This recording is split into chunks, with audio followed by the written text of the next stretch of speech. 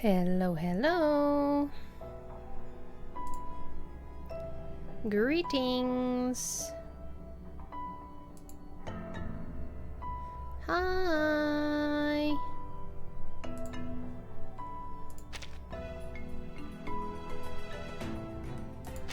We are live. Hello, everyone.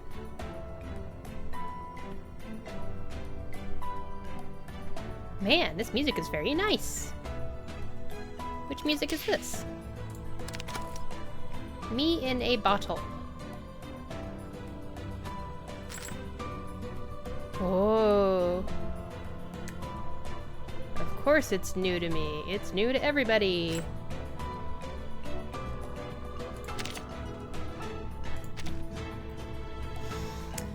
Yes, those of you watching this live, I put a recent redeem code in the chat because I remembered to.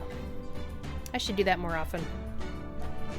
If you're watching the VOD, sorry, the code doesn't work anymore. All the more reason to catch my streams live. Hey! There's a good idea.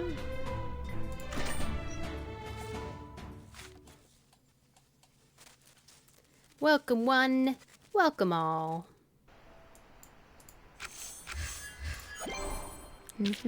I am excited.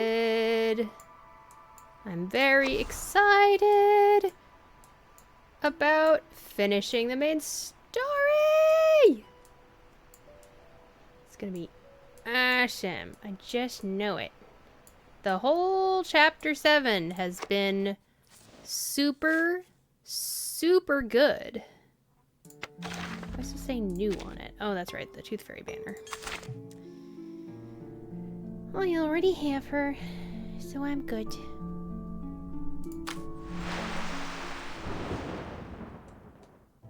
This has been such a solid chapter.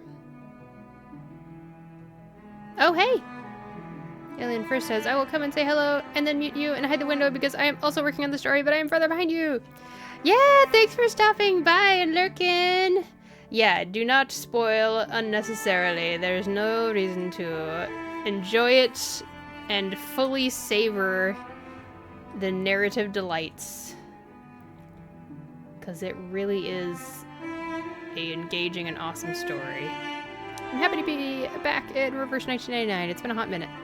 Welcome back! And welcome back to the stream, too. It's such a good game. For real. We were talking on Twitter about how it's really good and stuff. And they're not paying me or anything.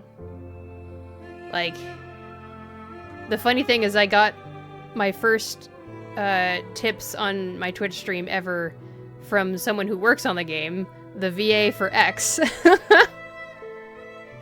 Which was very nice of him.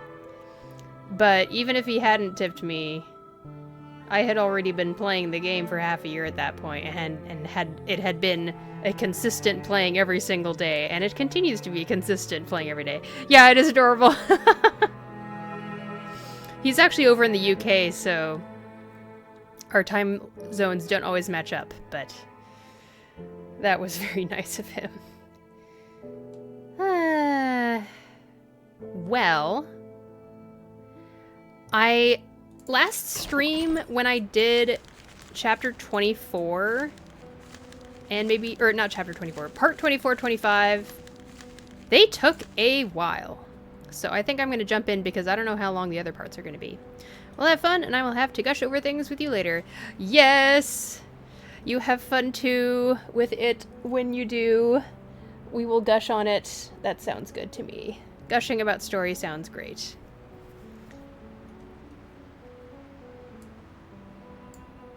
So, I did 24, 25, 26 last stream. We are now at part 27. Whew! And I know that there's parts 28, 29, and 30 coming up. So, I wanted to make sure I started, like, not too late so I would have the time to really get the whole thing done, because I didn't want to leave this unfinished at the end of this stream. So I'm gonna start this real quick. I need to be nosy for a second here. I'm just curious.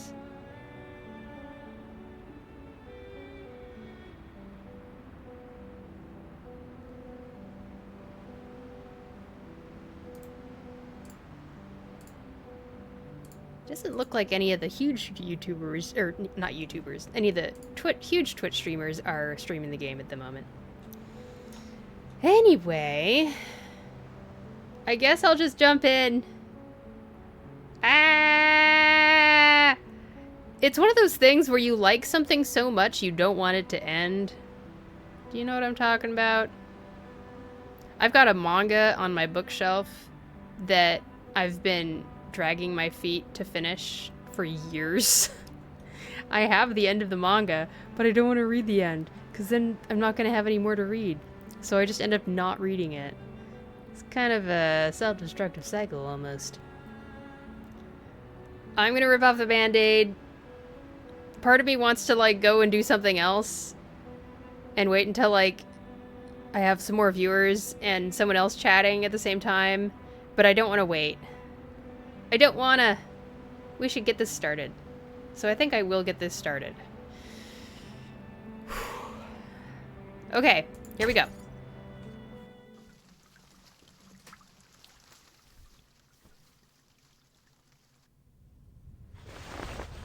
All right. 6 is awake? Aw.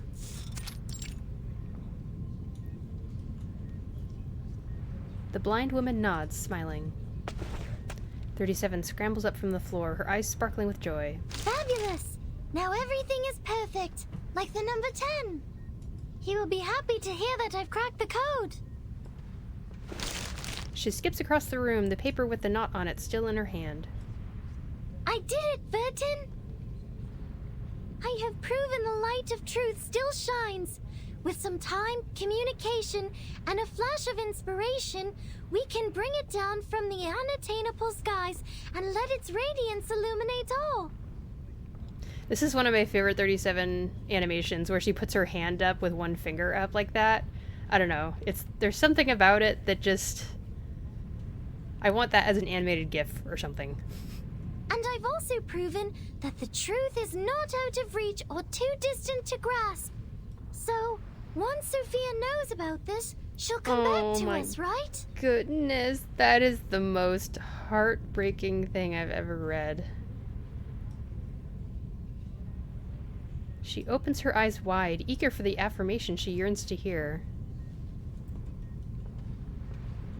I'm sure she'll be happy with what you've accomplished, 37. 37 nods with satisfaction and quickly dives back into her work, further perfecting the solution. The leaps in progress and the news of Six's return have filled the lab with smiles and lively conversations. Yet, the most active members of the past are not here for the celebration. Yeah, they've lost people. Did 210 and 888 go to get 6? Oh? What are they up to? Hey, buddy! You don't seem that happy. The leader stops, looking at the speaker coming down the steps. The Star of Hermes deciphered the code of Aperon. She found a way to cross the emanation. We should all feel happy for her. The leader does not answer, having mastered the art of silence over the years. The rhetorician doesn't care. He can effortlessly engage in dialogue and is at ease in any conversation, even with a rock. He'd make a great streamer. Yet here you are, so indifferent. It is because you, too, know that what has happened will not change, regardless of whether she figures it out or not. A meager ritual to save people from the emanation is nothing compared to the disruption of the law above. It also cannot change the fact that our faith is dead. Right. I guess. We're talking about how the island has sunk, and we're now sailing in a tsunami. A tiny miracle, a spark of inspiration, won't save the ship from the wrath of the tides.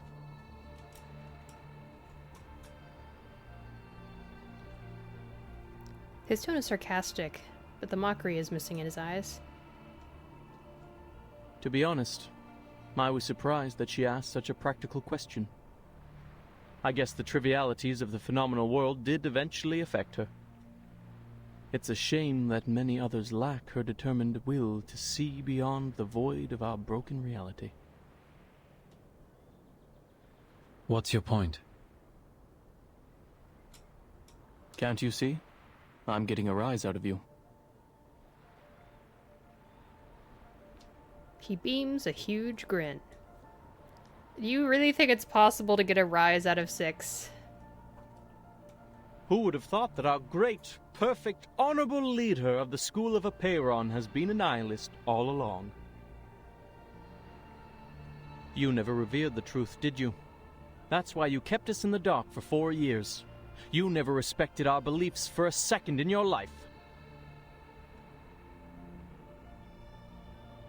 The man down the steps shakes his head. The people who seek the truth are more important than the truth itself. I like that. Interesting. I may not understand that ever-shifting number, but I do understand and respect the people here. He's continuing the conversation. A rarity to behold. Ever since becoming 6, he's rarely had a chance to unleash his sarcastic wit. So you know the secret. What now? Now that you know the truth could lead to a nihilistic void, I wonder if you would abandon our doctrines, our wisdom, and our inheritance, and step into the darkness in a fit of rage. When truth fails, sophistry prevails. Correct? I think I should know what sophistry is. But I'm gonna look it up to be sure. And I'm sure I'm not the only person who needs to look it up. Sophistry, the use of fallacious arguments, especially with the intent of deceiving. Alright. Ha! We cannot deny that fate, the unspeakable, holds wisdom beyond our understanding. Perhaps it does take a resolute skeptic, an impartial nihilist, to steady this ship and remain detached enough to look on from the sidelines. 210 looks up at the distant, grape-colored sky. This was supposed to be the best time of year to make wine.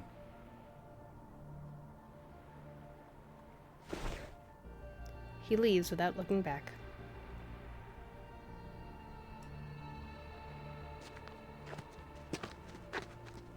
The silent leader continues on the familiar path.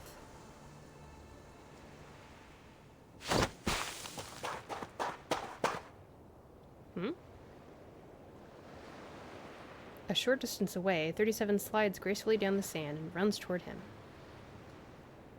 6! You're here! 888 said they're holding a celebration before the arrival of the emanation, in honor of the living and the dead. Will you join us, 6? 37. Do you remember the story of Socrates? The one you told me in the cave? The trial is over. Why mention it? You should answer my question first. I love 37. Her words trail off as her eyes suddenly widen in fear. She's completely fixated on what's in the distance. She knows the feast is underway, and she's recalculated the safe zone for them to hold it in. Or the safe zone for them to hold it in. But now, people are laying out food and wine on the ruined beach, among the rubble and wreckage right next to the remains of the battlefield. Wait, are they holding the ceremony outside the immunity zone? I told them to go to the meadow near the top of the mountain where they will be completely safe. I've checked my calculations over and over, leaving no room for error. 888 must have made a mistake. I need to warn them. Her tiny arms are held back. Blonde hair droops over Six's eyes. 37 looks back in confusion at the leader's unusual behavior. 37. Either be wise, uninvolved, and look on, or be practical, involved, and suffer. Which one will you end up choosing? Is 888 just gonna let herself be taken by the storm because she's sad that their faith is destroyed? You mean all we need is a piece of rope? The voice on the phone sounds unsure. Yes. In recognition of your extraordinary contributions, Laplace is honored to present you with the fruits of our labor. This knot is the result of our research.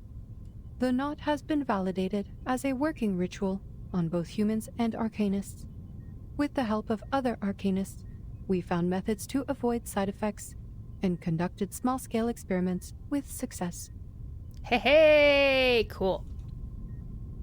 So are you saying we can...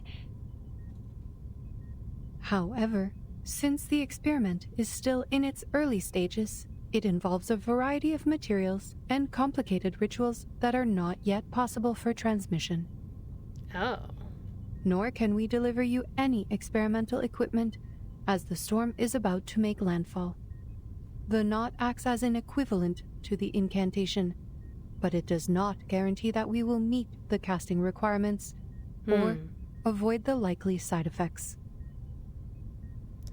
It doesn't guarantee they will meet the casting requirements? I know that they don't know if they can avoid side effects without the stuff related to the scroll, but also meeting the casting requirements. Really? Oh.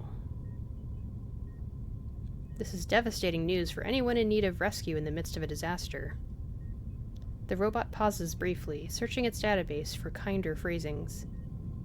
I apologize, Miss Kakanya. Perhaps the result of our work will not really help your situation. You said the knot works on both humans and arcanists, right? Surprisingly, there's no despair in her voice. Yes. That is more than enough. This is the best news I've heard so far. There's a chance for everyone. The robot did not understand her mumbling, but she found something in her database that might help.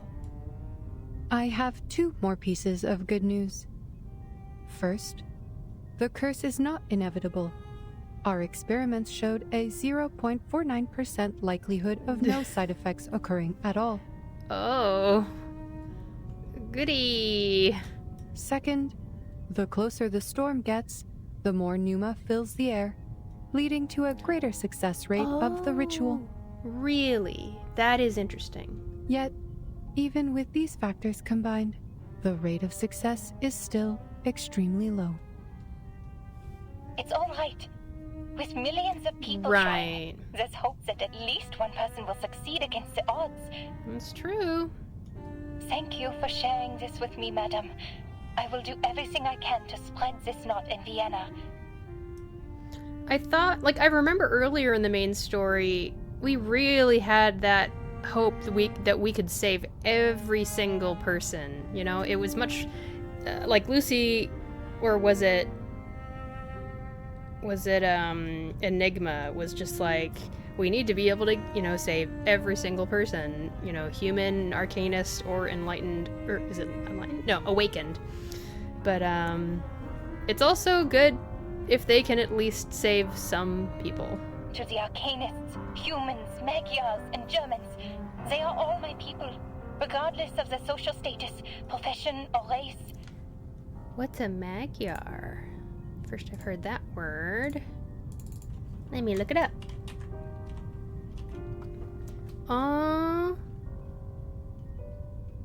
Hungarian is, let's see, is Marcus Hungarian? Or is she from somewhere else? Now I can't remember. They all deserve the right to survive. Hi! First time chatter, Chameleon. I believe I saw your follow the other day. That's right. Oh, that was like 2 weeks ago or so. Thanks for coming back to the stream. Welcome, welcome. We are on part 27 of part 27 of chapter 7 of the main story of Reverse 1999. So if you haven't played this far in the game and you are someone who plays the game, be careful. There be spoilers ahead. But welcome. Hope you're having a good day. Lucy ends the call and turns around. There stands a Foundation employee sent here to inquire about the equipment, with a stern expression after overhearing the conversation. Yes, I was looking for Reverse 1999 streamers, but I'm up to date. It's all good. Nice! I know, there's only so many people that stream this game, so I totally get it. We are finding each other slowly. I don't know what's gonna happen, but I know that there's thumbnails of people playing the end of this story and looking upset. So I'm like bracing myself. The knot is new and not ready for widespread testing. Distributing it in Vienna could lead to more casualties or even fall into the hands of our enemies. I must remind you that this is a clear violation of the regulations set by PAX Security Council, the St. Pavlov Foundation, and the Laplace... Ah, yes. How careless of me. So she's a robot who doesn't follow regulations? Interesting. The robot nods. But I did tell her I would share the results of the research. Right, she already received a command earlier. And this is what you call a promise. And the database says, a promise made is a promise kept. Okay.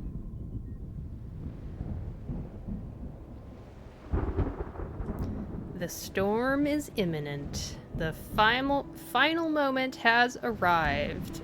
Oh boy. Oh boy, oh boy. My brothers and sisters, put down your cups for a moment and lend ear to me. Oh man, she really is just gonna let the storm take her. We were born extraordinary, yet estranged from the world around us. Throughout the ages, we wandered the world like a ship lost at sea.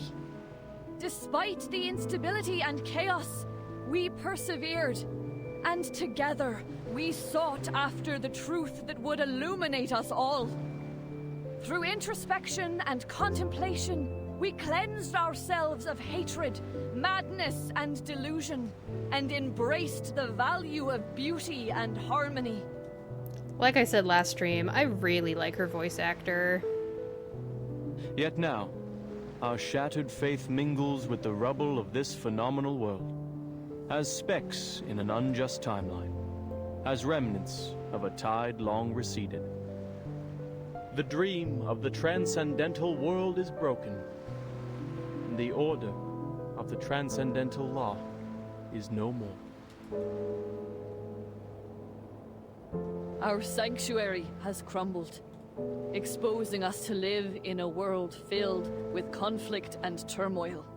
where we will be trapped in the wheel of birth, doomed to repeat the mistakes of history for eternity.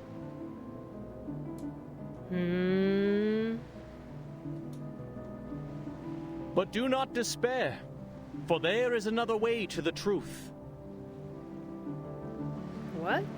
It is a path fueled by unbridled passion, one that was stifled by moderation and restraint, a path that transcends the individual, breaks all boundaries and limitations, and leads us back to the essence in a fiery blaze of glory. This path is the emanation, Right. which we stride into for the ultimate truth of our journey.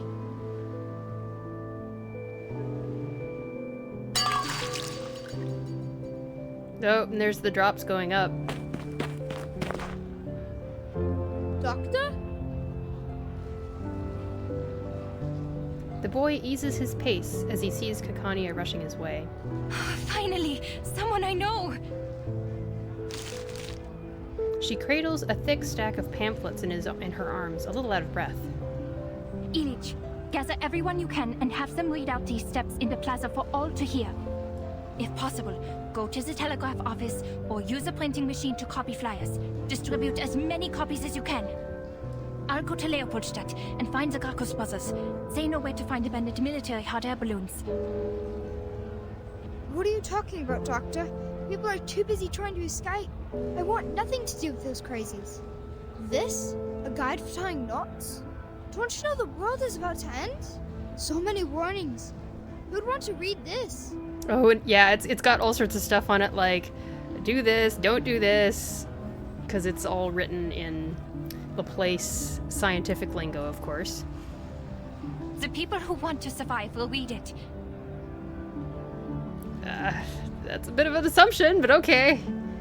Like, even the people who want to survive might not. I can't guarantee anything. It's a gamble for our lives. But people have a right to try before doomsday arrives.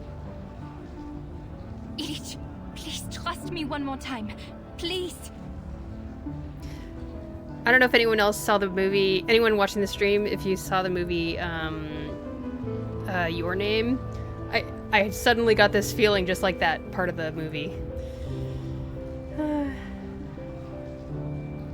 The boy recognizes the plea in her voice. Fine, Dr. Clara. If this works, your coffee for the rest of your life is on me.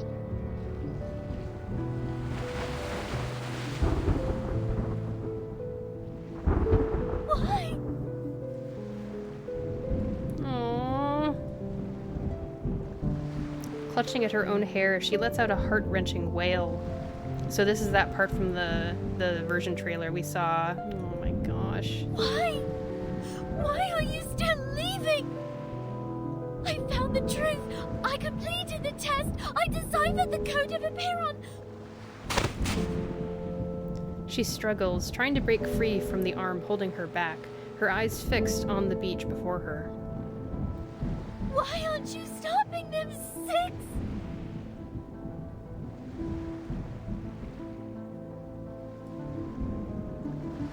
A friendly figure comes up to them. Hello. Are you joining them, Miss Marta? She smiles and shakes her head, turning her face toward the leader.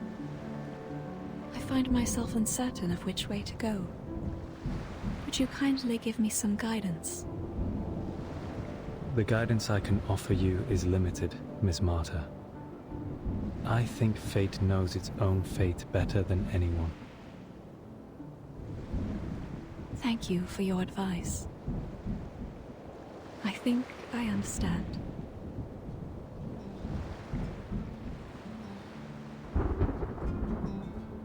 Oh, the music.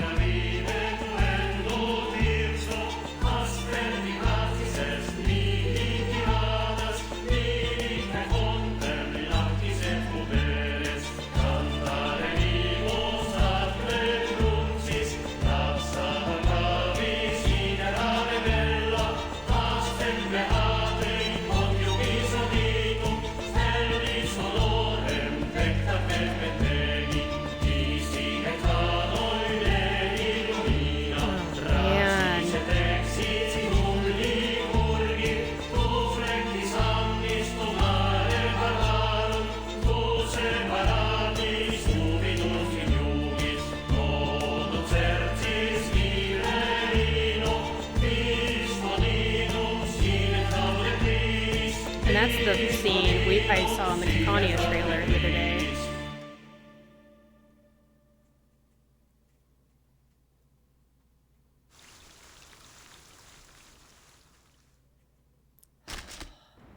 Thanos snap.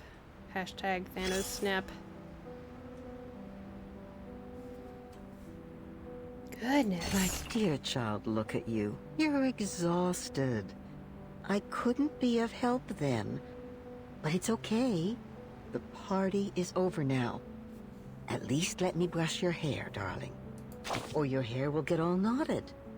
And it will hurt you when you try to untangle them. I'm not surprised. An old friend of ours, Knot. Often we learn our knots before we even know how to read and write. A knot could be an obstacle that breaks the consistency of a flow. And also a reminder of forgotten things. A reminder of forgotten things. Huh. You can use just about anything on hand to make a knot. Leaves of grass, the fur of an animal, even fallen hair. But the sturdiest knots are tied with rope. Knots are often found in many stories. Signify promises, right, counting and measuring, an instrument of salvation, and one of execution. Oh, I could go on all day. The influence and power of knots can't be overstated. It is said that it was in the cutting of the Gordian knot that Alexander became the Great. Just touching the meters-long rope provides blessings to the faithful in Bellum. And tiny knots on strings can carry the history of an entire people. Oh, that last one I think is a reference to some indigenous traditions, I believe. I'm gonna look up Gordian knot real quick. Yeah, what's this? First I've heard of it. The cutting of the Gordian knot is an ancient Greek legend associated with Alexander the Great regarding a complex knot that tied an ox cart. Reputedly, whoever could untie it would be destined to rule all of Asia. I see.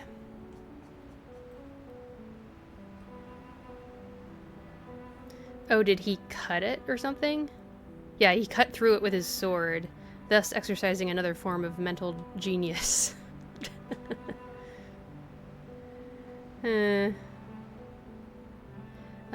It is thus used as a metaphor for a seemingly intractable problem which is solved by exercising brute force.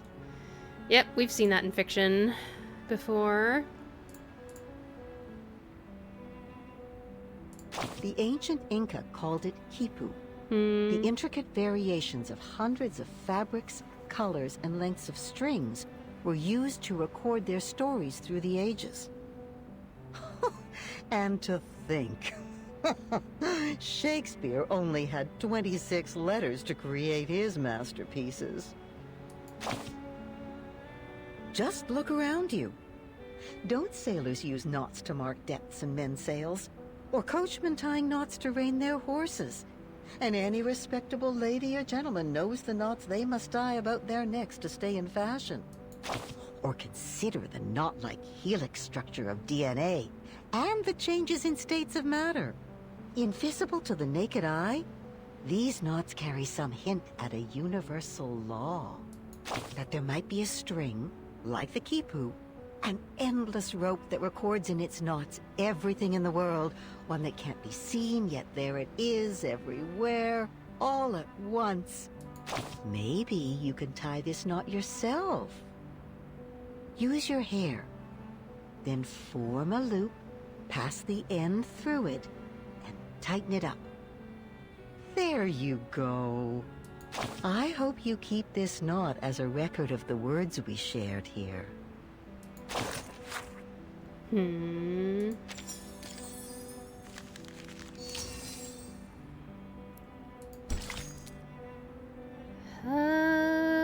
Boy.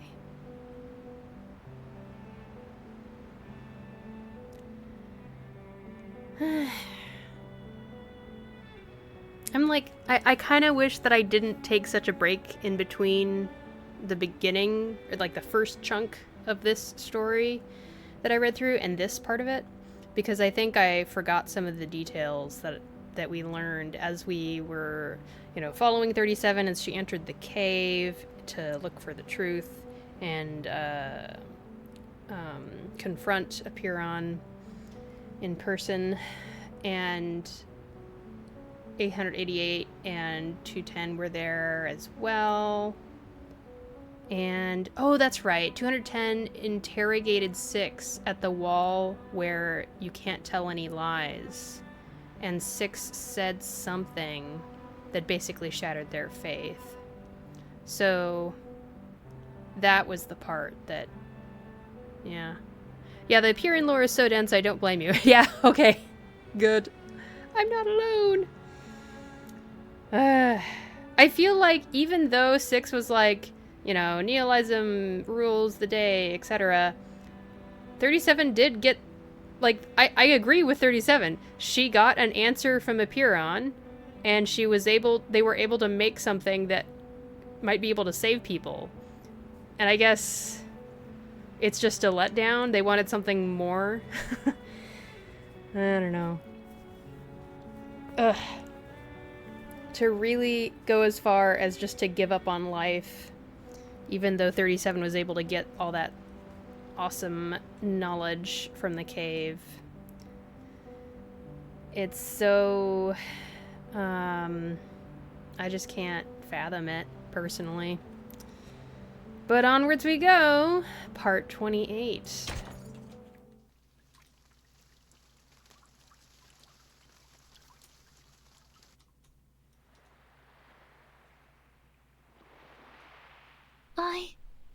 I don't understand. I should be giving them my blessings. They're brave enough to return to the essence. But instead, sadness washes over me. They feel like they kind of are trying to still stay true to their faith in another way, in a sense. Even though, yeah, it's a shame. Yeah, for real. They wanted that dogma to still be there. They wanted that religion aspect to still be there. And it kind of can't be. I should feel happy for Sophia, now that she knows her soul number. Right. Yet, I am filled with sorrow. Yeah, because your friend left. And you know she's never going to come back. The beach is quiet, clean, and perfect again. Yeah, so there goes the storm. And we've made it to the other side of the storm. And everything that was there before the storm is not there anymore because time has reversed. Yep, like, okay, I didn't need to say that. The storm has washed away everything that's happened, the war, the crowds, and the clinking cups, all gone. It's restored to the likeness of a better time, with no remnants left behind. The last echoes of an era have faded into the distance. Why did you all leave? Is it because I wasn't fast enough? Is it because I didn't do well enough?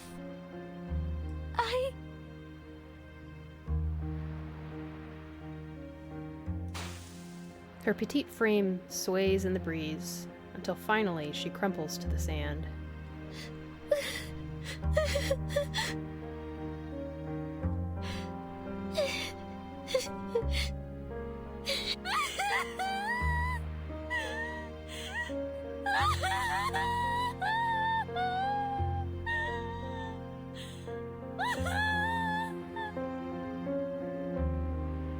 Wow.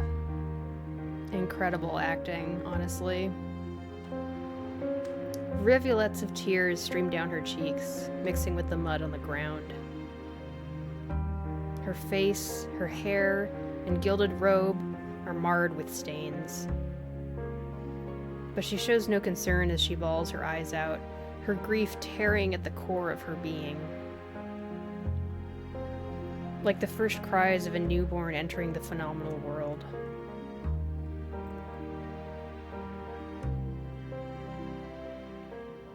Like, in the end, I shouldn't say stuff before the characters have their own commentary, but I just can't help but say, it's not the real truth of the matter, the real truth of the world that 37 should have feared, but rather the other people's reaction to the real truth of the world is what was truly fearful for 37.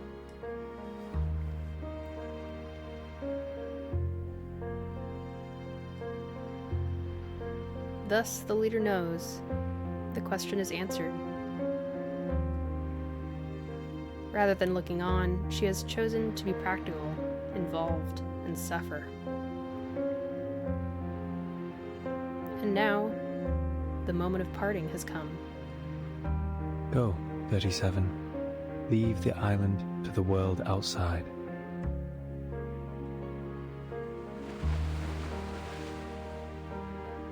Ms. Verton, you're clearing a path out of the mires of the phenomenal world.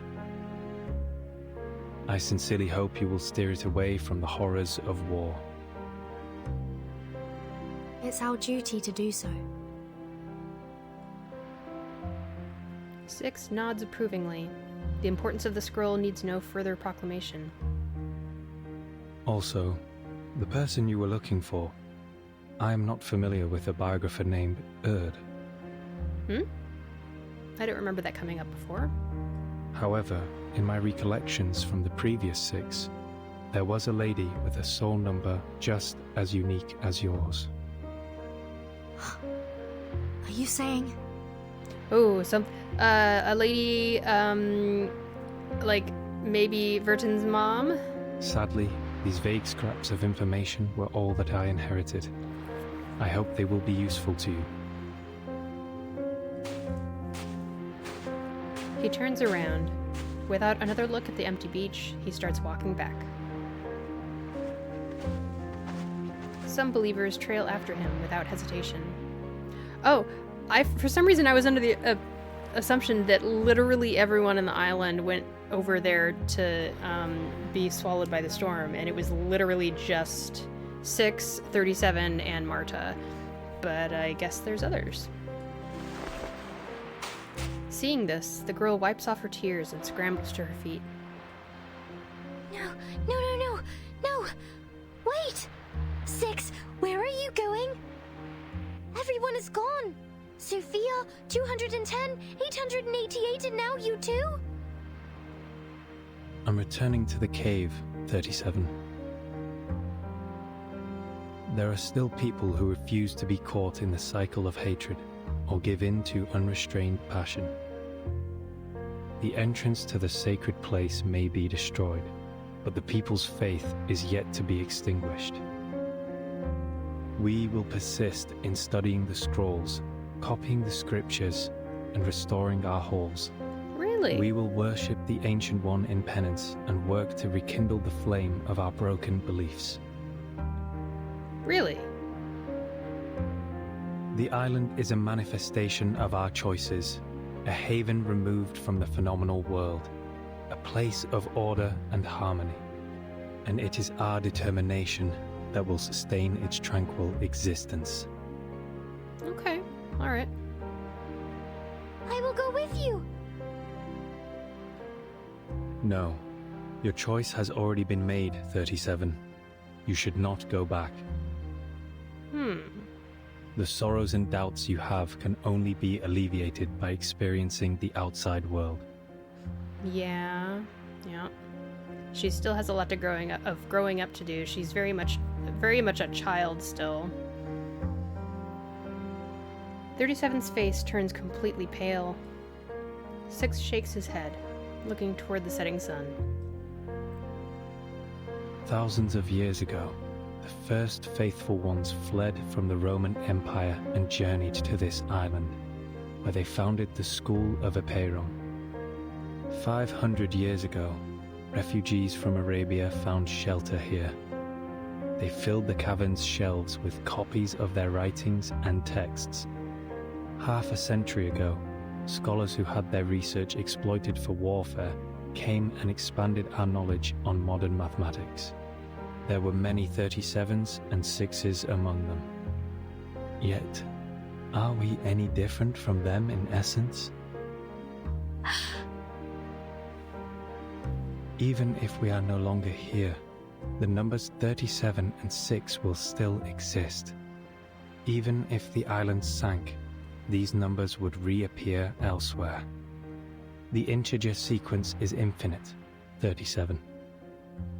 Rather than clinging to a set of specific numbers, you should go and work out your own calculations and conclusions. I really love how 6 understands how to talk to 37. He understands, like, what he's saying is you need to understand that that life is full of meetings and partings, and it's time for you to set out and meet new people and make new connections with people. I think that's just so such good writing. So now you're choosing to be wise and look on. But I don't understand. How could one be wise by being uninvolved and looking on from the sidelines? 6 lets out a sound, almost a chuckle. You overestimate wisdom, Miss Verton. It can't do everything. Wisdom can free people from ignorance, but it can also lead them to a nihilistic void. I lose my mind every time 6 smiles. Am I the only one? Just checking, because dang.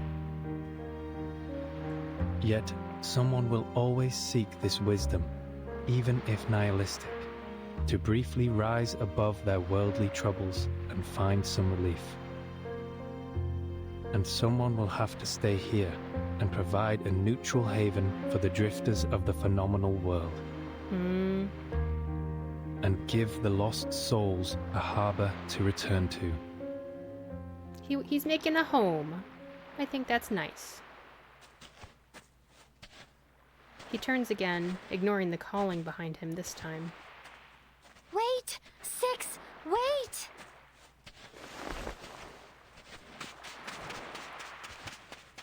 She rubs her face with her palms and pulls up her robe, running down the beach. She stumbles over a pebble and falls, but she pushes through the pain and rises to her feet, still running as fast as she can. Wait, 6! Atticus! Aww, that's his name. Did she know? I think so, yeah. Right, they were kids. He had not expected to hear that name. Numbers are the essence of one's soul, and names are but echoes of the phenomenal world. He was born into his number long before he was given the name Atticus. 37 never once called him by that name, for she had always valued the essence above all else. Aww. What does that mean? Now here she stands, hair tangled with mud, knees bleeding, all battered and bruised, yet her gaze remains resolute. That's 37 for you. Will you leave a door open for me in your cave, like when we were kids? I know the transcendental laws in disorder, but that doesn't mean the truth is gone. I will carve a new path through the chaos, calculate better solutions than ever before, and delve into the phenomenal world to discover all it has to offer. By then, if I run into problems that I can't solve, can we talk about them together? Like we used to? This is the best. Here. Oh. I love 6's face here. I love 6. I love them both. 3 maxims were carved on the pillars of the Temple of Apollo. Know thyself. Nothing in excess. nothing in excess. And give a pledge, and trouble is at hand. Oh, really?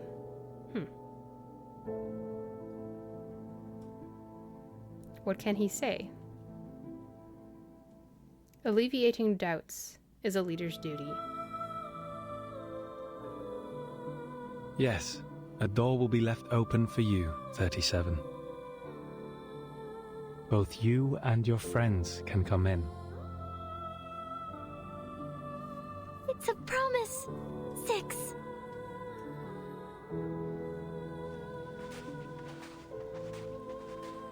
She brushes away her tears and waves to him. It's still a goodbye, but it's no longer as devastating. That's right.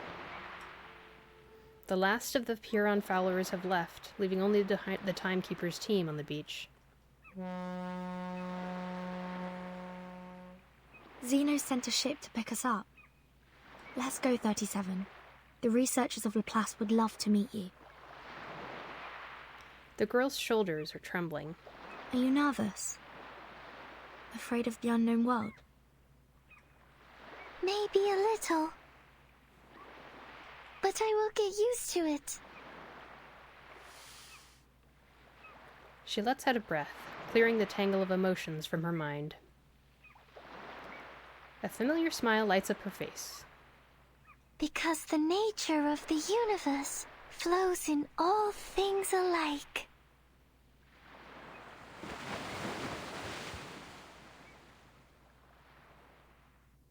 Heck yeah! That was pretty good. I quite liked that. Nothing else going on here? Alright.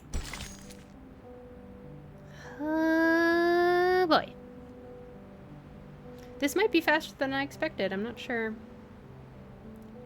That's not Sonetto. But there's like a checker pattern on this thing. I really joined just to experience all of the angst again. I figured. This is a heck of a story. This is probably like one of the best stories Reverse 1999 has had. I'm able to connect with it. They're doing, like, they've done a much better job at writing it in English that sounds smooth, and I don't have to get interrupted because I'm confused about what the characters are saying every other line. So, I'm appreciating that. It would be really nice if they could go back and polish up the older chapters, especially chapter 1 and 2. Like iron out that stuff. I wish that they had ironed out how the dialogue sounded in the first event or two also. But yeah, they've polished the prologue last patch, so maybe. The prologue? Wait a second. I mean... Do you mean... I know that there's a prologue before this. When we meet Regulus and she's on the ship and she's... oh, it's in the Atlas.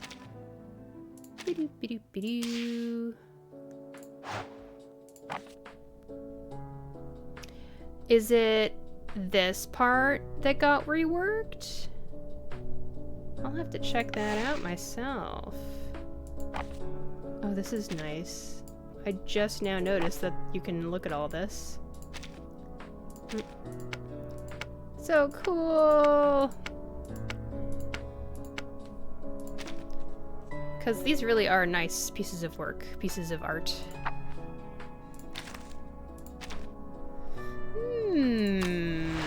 Very interesting. Well, I'm just gonna keep on charging forward. Let's just keep doing this. I think I'll take a break in maybe a half hour or so. But for now, I'm good. I replayed it last week, and the difference is really jarring. They did an amazing job of correcting it, I think. Really? Maybe I'll check it out during this stream after I'm done with the main story. I'm very curious. We are prisoners within these cavern walls. Our gaze is held captive by the shadow's thrall. Until our hands clasped and our chains rattled, we united to break free from our shackles.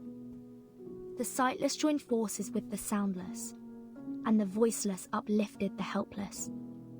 Together, we assembled a sliver of truth, a piece of the world hidden since youth.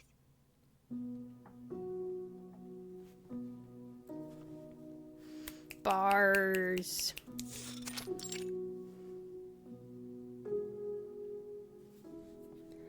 Hey, Mesmer Jr. I'm really intrigued by Mesmer Jr. I'm really curious where she's at now in her emotional journey. Have you got something for me, Mesmer? Mesmer Jr. looks worn and tired, but her demeanor is still somewhat friendly. Dark circles are clearly visible under Mesmer Jr.'s eyes, just like every Laplace member encountered today. Yes. They asked me to give this to you. The culmination of our research, the crystallization of man and all its wisdom, the protective gear against the storm. Of course it's an umbrella. Oh. An umbrella. Something you personally don't really need. Oh, there it is. She takes a sarcastic jab as she opens the white satin umbrella. It's called the Equilibrium Umbrella.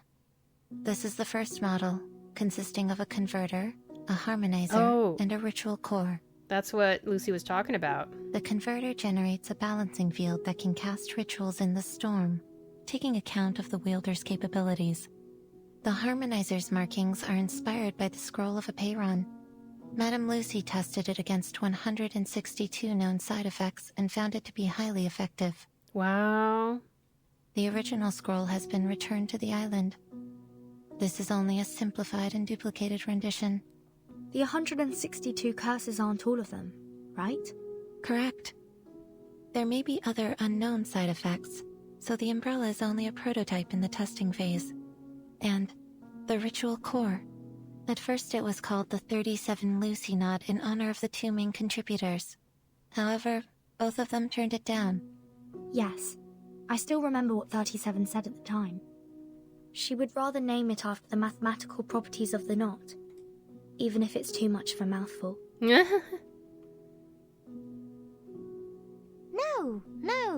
37 is not a name, and the truth should not be dressed up with anyone's name. I only found it. I didn't invent it. I do need something named after me to prove my sense of existence. But I'm not on the island anymore. I can understand that the imaginary numbers need to honor the discovery. You may use another contributor's name for it. I'm willing to accept that. Madame Lucy showed no interest in the naming rights, so it was transferred to the third major contributor, Adler Hoffman. Ah. Sadly, researcher Adler also rejected the offer. At first, we nearly ended up using the date of that day as the name, but he changed his mind after confirming he could use his family name instead. The Hoffman knot? There you go. You named it after Madame Hoffman? Frick yes. Yes. Researcher Adler Hoffman wanted to make sure that Greta Hoffman would never be forgotten for her selfless sacrifice. Level 4 Investigator Marcus, please accept this umbrella. It is rightfully yours. She receives an Equilibrium umbrella. Its pearly sheen creates an illusion of pure whiteness in front of her.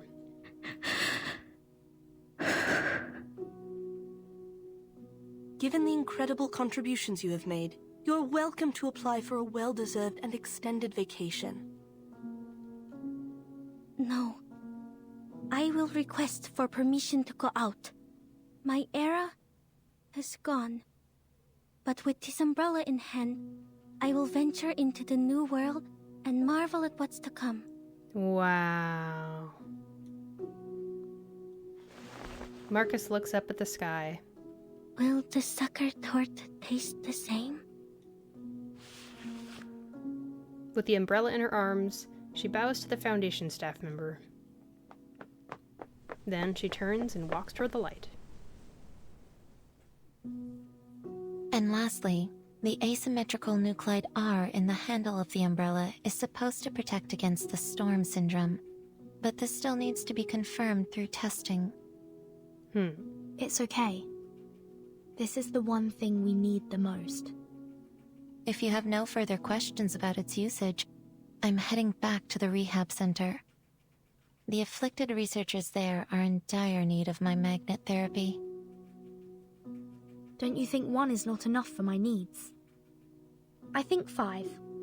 No, 15 might be more helpful. Right. She wants to bring like 6 teams worth of umbrellas. An unexpected question.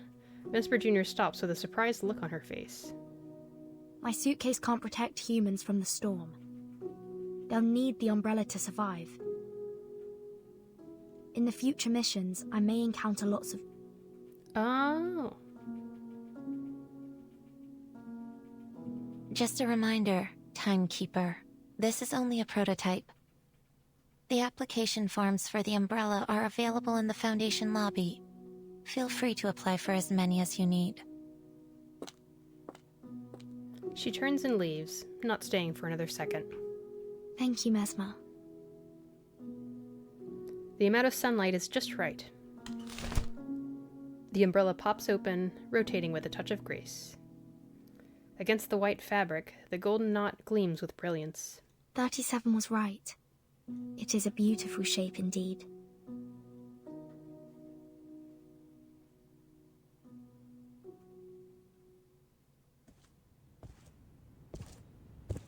The Foundation Square has been restored to its former glory. A recognizable figure stands there, having waited for a long time. Hey, Vertin! Did you get it done? Hey, there she is. Yes, it went smoothly.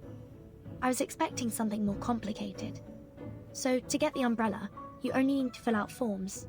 Huh? That's not what I was talking about.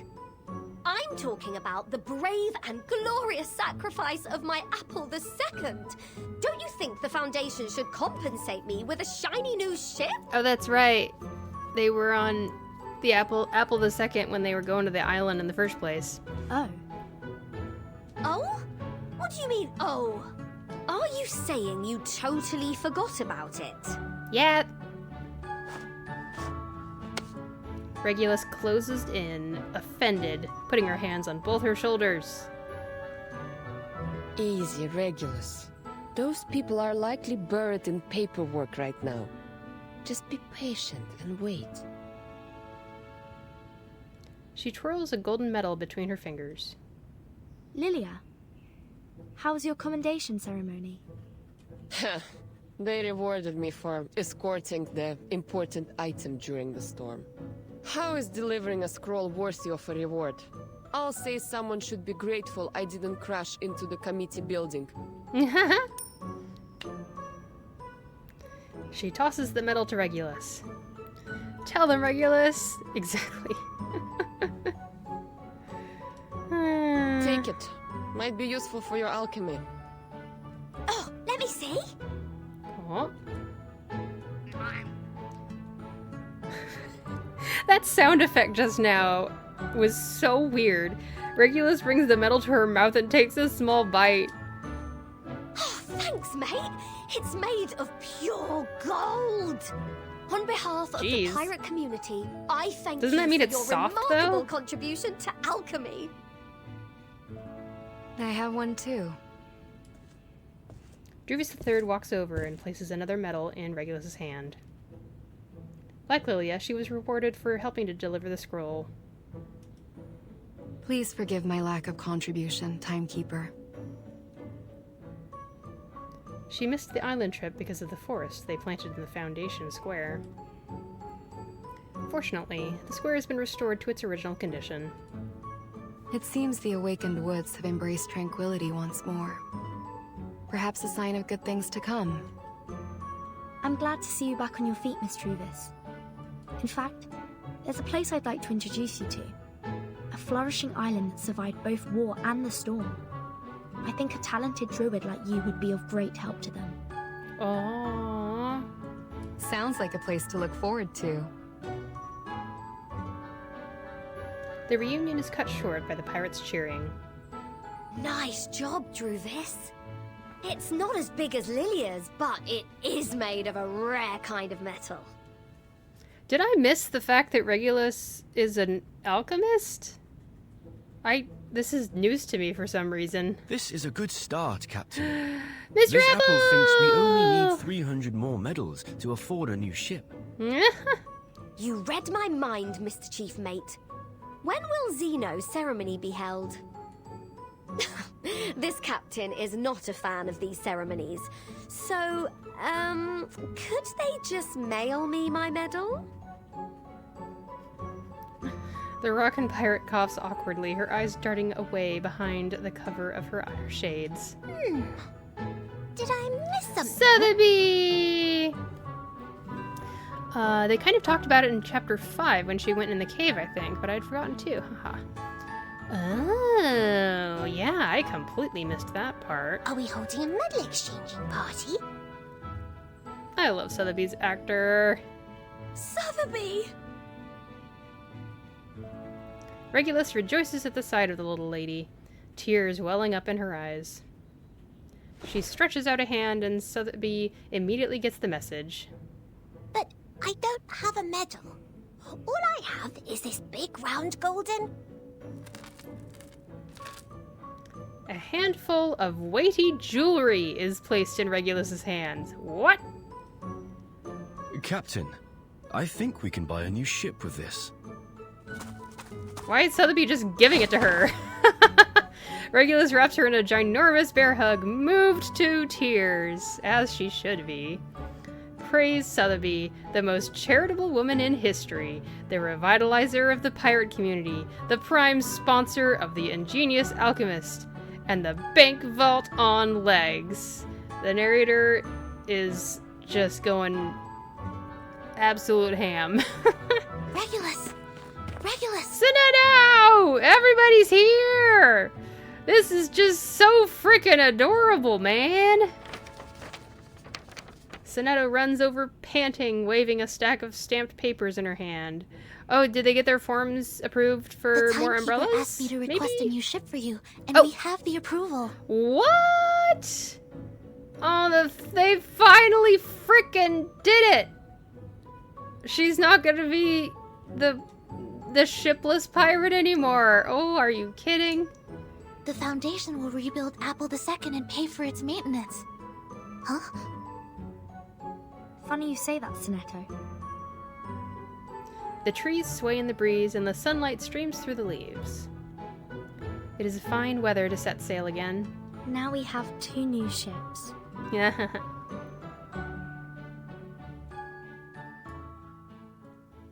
That was heartwarming as heck. Wow. Okay. Man. I have thoughts. Special notice to all, the prototype of the first generation personal storm immunity device, commonly known as the Equilibrium Umbrella, has been completed and validated through Miss Lucy's testing. Thank you all for your contributions and sacrifices. Everything you have done today will be forever remembered in our history. Special thanks, listed in alphabetical order. Abigail, Adler, Afra, Alice. Miss Lucy should be first on the list. But it is alphabetical order. It's only fair. Adler sure got lucky with his name on this one. Oh well, he deserves it. I'm off on vacation. I'll treat everyone later. Remember to come along.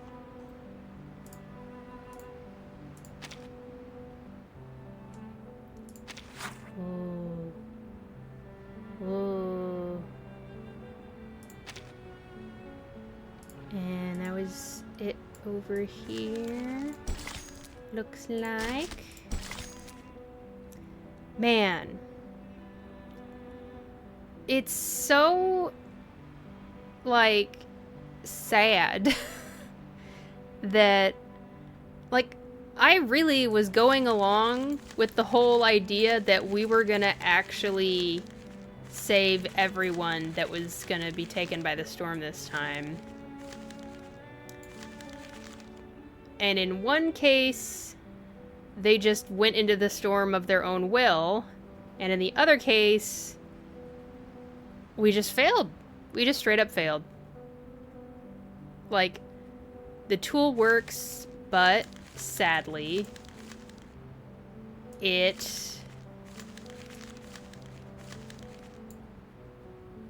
only thing they could send, the only thing they could send at the time was instructions on how to make the knot, but they weren't able to make. They were saying like the core and something that makes the scroll able to protect the user from side effects. And like the whole first part of this chapter was all focused on we need to save everyone from the storm, and we were so focused on it. Man. And it just kind of was like, yep, we tried really hard, and sorry, we're not able to get the side effect protector to you guys. Sorry. That's it. It just felt kind of like that part of the failure in the plan was just kind of, you know, thrown away during that one line of exposition by Lucy. And I kind of wish they had done more with that point in the proceedings of what was happening in the story. Like, they obviously did a great job in terms of making the knot. Man. And what was it? It was like somewhere around 25 or 26, they were talking about how there's two objectives that they needed to achieve. One of the objectives was they needed the cure to be able to be distributed and used by everyone, regardless of whether they were human, arcanist, or awakened, or anything. And the other objective was it needed to be able to work without causing side effects, or the curse, as they called it. And they kind of did the first one. You can just send directions to people on how to make a knot wherever you are. But you can't send the thing that solves the second objective. And that's just such a bummer. It's just, it was almost mundane how that ended. That part of it.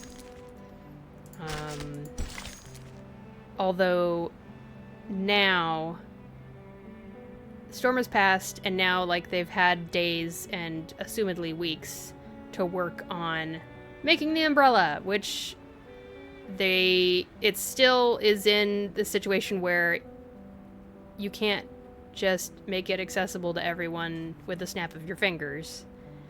You need to make millions of umbrellas. So we're still working. I guess that's all there is to it. I mean, I guess this chapter 7 was all about having hope that maybe they could make a miraculous cure for this storm. And it's really sad that we couldn't. We were able to save Caconia. I think that's all. That's pretty much it. She's the only one that managed to sit in the middle of the storm and all that. Yeah, what's so awful about it is they can't really do testing if there's no storms out, right? Every time they get to try, it's already too late in a sense. Oh my gosh. Right. yeah, all the testing that Lucy and the others were doing in this little chair, it was happening during that 24-hour window. Huh. Man. Okay. That is, like, it's annoying as someone enjoying this story, but it's actually brilliant writing, because it means that we still have the storm. You know, as I was reading chapter 7, I was like, if they, like, actually cure the storm, what else is this game gonna be about? You know? But this is just brilliant writing. This means this is how you continue to have a looming threat while still, you know, having a building linear story. And you have this umbrella plot device now that kind of represents what the characters have been through so far, which is kind of nice. And they have, like, that took a lot to get that umbrella. And it does mean something, but it only can help them so much. So, yeah. And also, when they use it, they only have 129 or whatever it was side effects that they've tested for. And there's still other side effects we don't know about yet. So it's a gamble. It's still obviously better than being swallowed up by the storm, but it's not 100% gonna work. But, like, when you think about what Lucy and Enigma were talking about earlier in this chapter, like, science is like this. Like, truly, this is how science is. It's all about those small, miraculous discoveries that could lead to something else that actually does work somewhat. And it's not 100% working, but you're seeing something that is not 0%, you know? It's not a 0% likelihood of survival. It's a positive number percent likelihood of survival. And that's kind of realistic. That's how the real world is. Oh my god. Okay, yeah. It's like vaccines, you know? Like, the flu shot, many years the flu shot is less than 50% effective. But we still use it because 40-50% is still way better than 0% chance of being infected with the flu. And that's science, you know? We like to think of science being like, oh, we've created a cure. We have this obsession with a cure. And when we hear the word a cure, we assume that means, boom, you're 100% better and you're all good. Everything's fine. But there's side effects. There's how long it takes to make the thing. How do we distribute it to everybody? Man, I'm really into this story. I'm gonna stop yapping. And looking at the time, it might be time for me to take a break also. So I'm gonna take a break, and then we're gonna dive back in for this final part 30 of chapter 7 of the new main story of Reverse 1999. So, if you will bear with me for just a moment, I'm just going to take a few minutes, no more than 5. I'm going to get up and stretch, get something to drink, and use the restroom. I suggest you all do the same, and we can meet back here in just a bit. So I will see you then.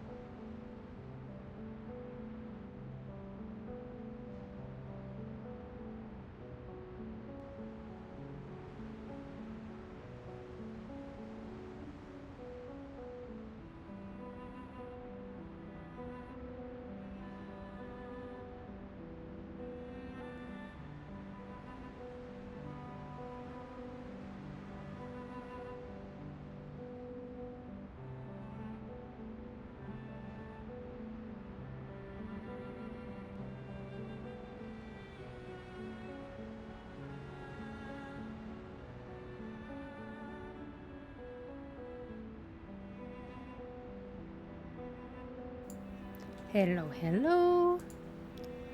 I just remembered last stream I was having audio issues, so I'm just really quick gonna check to make sure I sound normal. Really quick gonna check. Okay, that sounds normal. If you do hear me sounding more garbled and staticky, definitely let me know in chat. I'd super appreciate it. It seemed to resolve if I unplugged my mic and plugged it back in again. But I still have not been able to discern, like, what causes it to happen. Because I swear, the times that it happened last stream, I hadn't touched anything. Nothing happened, and it just kind of started happening. But it is what it is. It's great that it seems to have not happened this stream. So... Alright. I am ready to dive into the last part. Here we go. And now the curtain call. Part 30.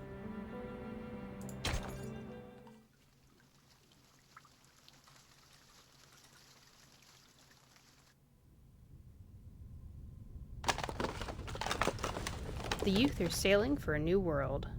What does that sound? While the old are saying goodbye to the world they knew. Yes, yes! Tell us! 15 plugs. This should be enough to cover all socket types at our destination. She's back to robot face. Simone, pass me the experiment log, please.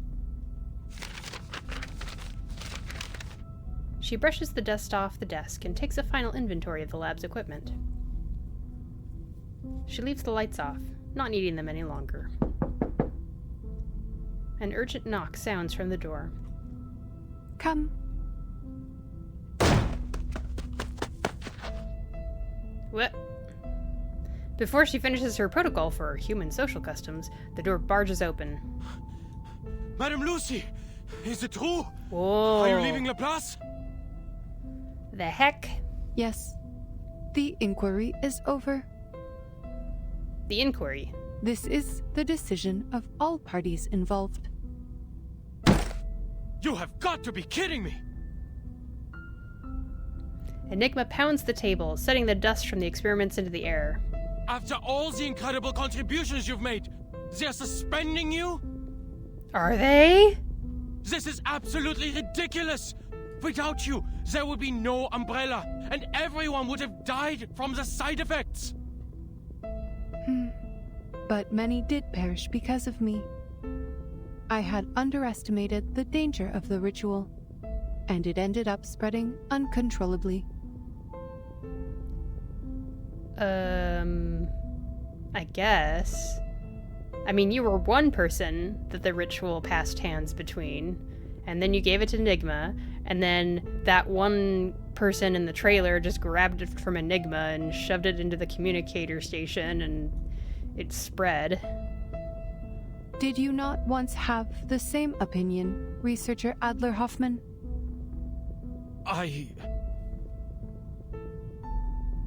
The robot gives him a friendly nod. It is surprising to see you change your mind so quickly. But that is just what Laplace needs. The spirit of rationality and self-evolution. The documents have been filed away. Simone walks up to Lucy and takes the heavy experimental apparatus from her hands. As the dust rises from their movements, Enigma lets out a cough. I can imagine how they came to this decision. They must have considered the backgrounds of all the employees, including their social status and race. After 8 years, we finally created an umbrella to withstand the storm. However, our methods for achieving such progress and breakthroughs were too much for some to handle. People needed an outlet for their frustrations, so someone had to be held responsible for the accidents and casualties. Numerous complaints have been filed against me. accusing me of being a cold, heartless opponent of humanity. That's racist.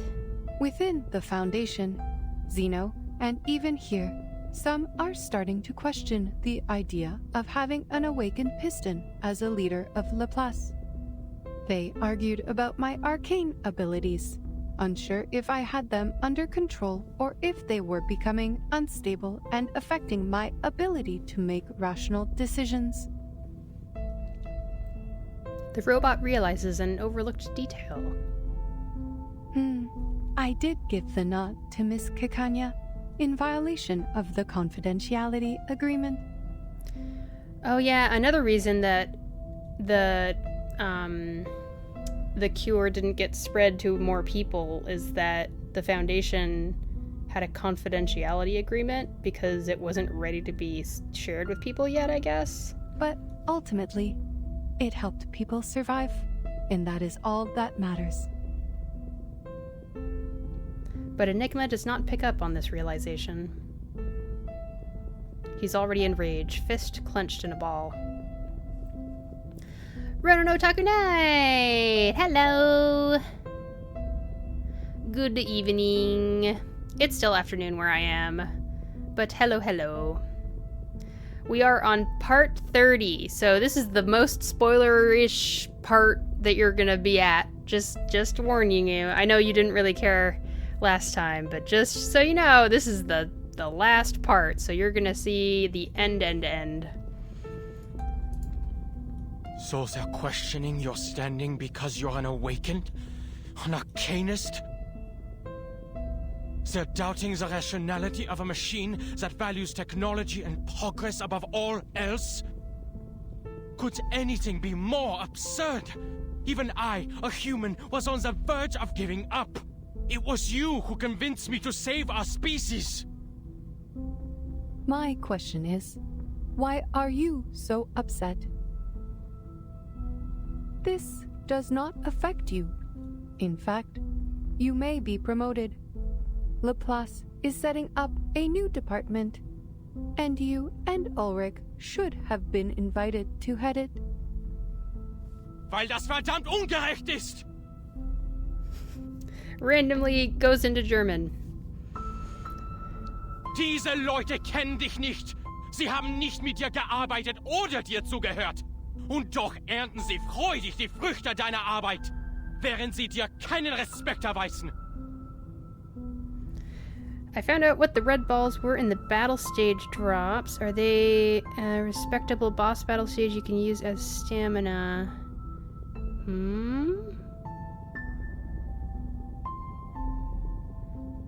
Repeatable boss? They are a repeatable boss battle stage you can use as stamina? I'm trying to figure out what you mean, Ronan. Oh, there's a repeatable stage at the end? Okay. This is really just Enigma's terrible, awful, no good, very bad day, huh? Sure seems like it. Der einzige Grund, warum du suspendiert wirst, ist, weil du, ein Erwachter, nicht wirklich sterben kannst. Oder sie würden dir jetzt eine Ehrenmedaille auf deinem Grabstein verleihen. Maybe you should take up that offer. At least you will get a promotion as a just reward. Enigma opens his mouth, but no sound comes out. He wants to tell her she's wrong about him wanting the promotion, but he's too flustered and angry to speak. The robotic eye slit pulses, and she continues in her unemotional tone. By the way, Ulrich ended up receiving a medal. But like you, he was not exactly thrilled either. He is outside the committee building, refusing to eat in protest. But everyone knows how resilient the awakened can be. It is going poorly. Oh, She shakes and sighs, deeply remorseful for her subordinate's behavior. I will suggest that one of you take this position. No one knows this research better than the two of you. Not a chance!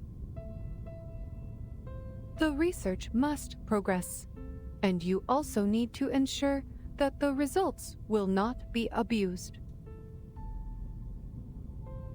A valid concern. Scheiße. You're right. Lucy is so wise. Enigma is caught in a fierce battle between his principles and his duty. But the robot doesn't notice these unimportant details. She nonchalantly walks over to the chair and runs a final battery check. The punishment does not bother me, Researcher Hoffman. Power exists only in your dictionary, not mine. From the moment of my awakening, I have been unable to comprehend you creatures. And even now, that remains unchanged. She states, with no emotion added to embellish her delivery. Enigma's mouth falls open in shock. Meanwhile, the robot just keeps on talking.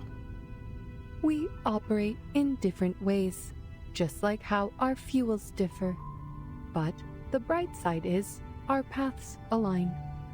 Whether we are creatures or machines, humans or arcanists, most of us strive for a better life. It is this primal desire that drives progress. True power is a function of work. Was I staying attention? Was I not paying attention? Blech. I can't talk with words.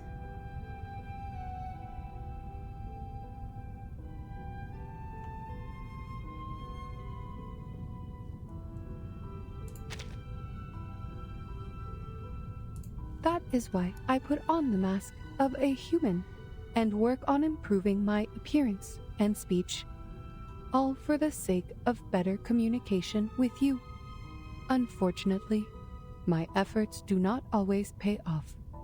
Some say that the more human-like I appear, the more different I seem. She shakes her head with regret. But I am who I am, and my motivation is not to gain recognition from others. Our aligned path leads us to progress, and that is all there is to it. That's Lucy's take on power. The power is a function of work? Oh, okay. Thanks to the invention of the umbrella, Laplace can now resume its research unhindered. And if there is someone better qualified to lead, I am more than willing to remain a humble cog in their machine.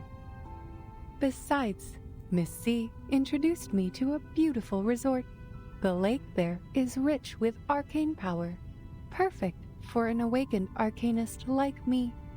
Not only is it a resort, but also an independent team with a good amount of freedom. My only concern is if they have adequate power supply. Oh, rust might be a problem. Perhaps I should ask Researcher X about his titanium derust machine.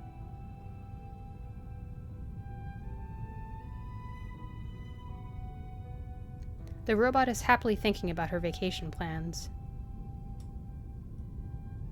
She has completed all preparations for departure.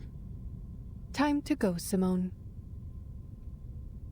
Madam Lucy, please take a look at this before you go. A stack of reports is handed in front of her. This is a report you compiled during the storm countdown, detailing 126 side effects and how the scroll alleviates them. I have some questions about the data for Type 34. Lucy flips it open and dutifully goes through the list one last time. Yes, I can see a few errors in here. True. Rust is a problem for Aussies on the Gold Coast region. Oh, which one is the Gold Coast? I am very uneducated on Australia stuff. Australia, Gold Coast. Queensland.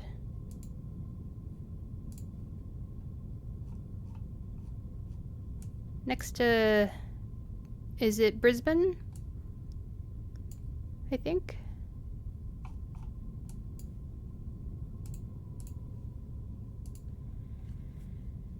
I see. Unfortunately, I have to complete all of the handover procedures today. Perhaps you can ask Mr. Ulrich about it later. It's the coast facing the Pacific Ocean? Makes sense. Yep, New Zealand. She hands it back to Enigma, but he does not reach for it. He looks at her, grief-stricken. Oh. The side effects left a mark on you, didn't they? Eh? There are 162 side effects, not 126. There was also an obvious typo in the data for Type 34. We noticed it long ago and corrected it. Took only 5 seconds. You sacrificed so much for this report, yet you could not see such glaring mistakes. You called me Researcher Hoffman earlier, a name you haven't used since you took over Laplace 8 years ago. To avoid confusion with my sister, you and our colleagues started calling me Adler instead. Moving closer, he asks grimly. How much data did you lose to impair your research abilities like this? Is this why you have to leave Laplace now? The progress you've made has helped so many, but at what cost to your own well-being? The robot does not answer. A rare occurrence. Oh my gosh. From her side, Simone gently takes the file for her. We should go, Madame Lucy. Goodbye, Researcher Adler. Thank you for correcting my mistake.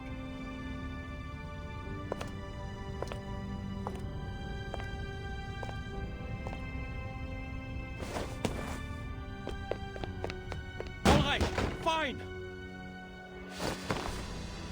He grips the door frame, ignoring the strange looks I'll from the take up that hallway. hole and do what you've been nagging me to do. I'll take care of those pesky committees. But just so you know, I'm not doing this for the higher-ups who look down on us, but for the people who look up to us from below. Enigma!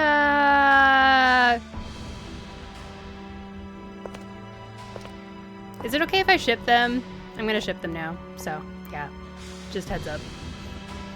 Her duty here is done. Then, another voice calls out.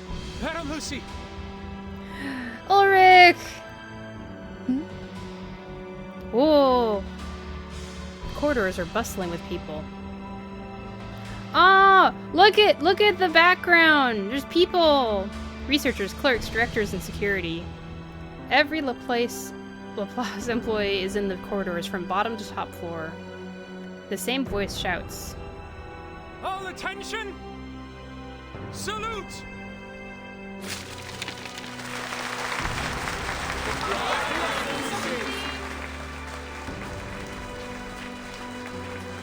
Damn! They if there's still haters, they're clearly in the minority. You know what I mean? Like, I bet whatever haters there are, they've basically disappeared, and the Foundation was just kind of making up that there's problems. People think you're cold and emotionless, but it's like they're just bringing up stuff that was really old, and it's not like that anymore because of the most recent stuff that she's been doing, and oh my gosh. The countless drafts, designs, and forms from the past 24 hours rain down. Yeah, I guess it's all the higher-ups, right? Right? You know? And they're just kind of painting it like, oh, the people that work with you think you're cold and emotionless, you know? Ugh. They were created for the storm and have completed their mission. Just as did the robot. Simone, why are they throwing papers at me? Are they rejecting me and banishing me? Oh, Lord. On the contrary, madam, they are showing their reverence. Oh, I see. The robot is without a face and emotion module today, so she turns away from the crowd. Sure, that's why. The sunlight dances on her metallic surface, enveloping her in a golden aura. Let us go, Simone. I miss the Laplace chargers already. Oh my gosh. It's possible for a robot to miss something. There is a 230-volt bath at the resort, right? Interesting music to use here.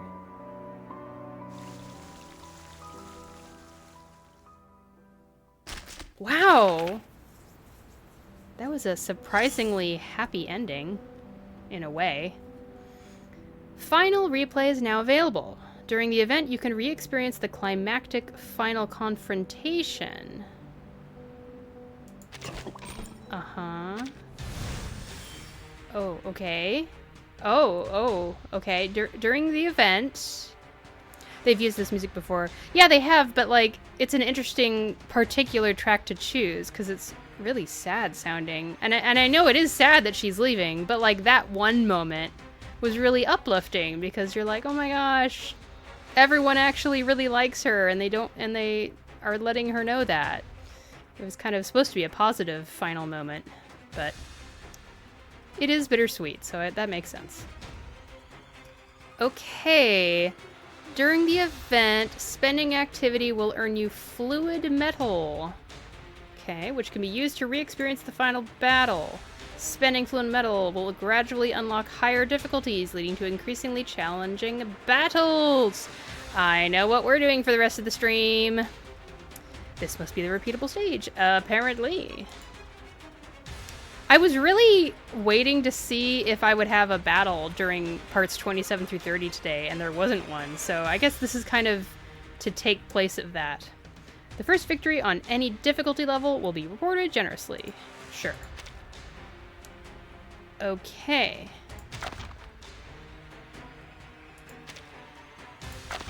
Oh, it can only be used during this event, too. 18 days left! 18 and a half-ish. Oh, spend 500, so you can only do 3 at a time. Practice. And I need to do this before I get the next one. Oh, and there's names up here. They had it for the Jo Nyangsu story too.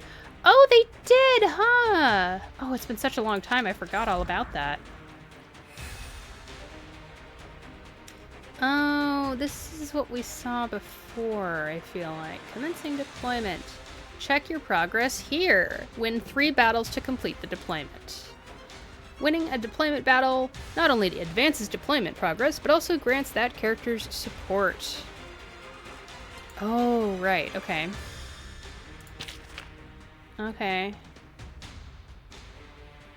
Oh, there's little dolls. I can move the thing around.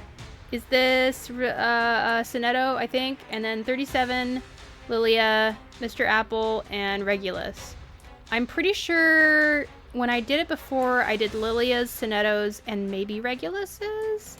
I'm going to try to do 37's this time. A classic irrational number. I think I didn't get but hers. You seem familiar. Also, excuse me, I had to yawn. I don't own 37, so... In a dream, perhaps? I'm always looking forward to getting to use her, if that's what this means. Do I get her as a support character? I guess I get her after I do this. Alright.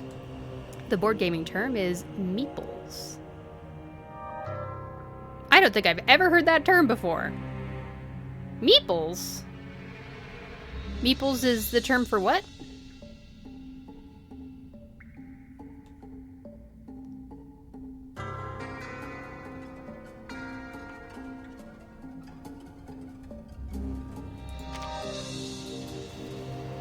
When it's a repeatable stage, maybe?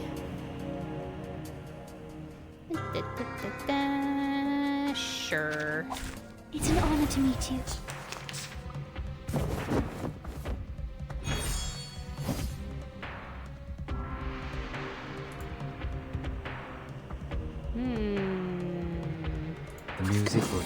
will tell.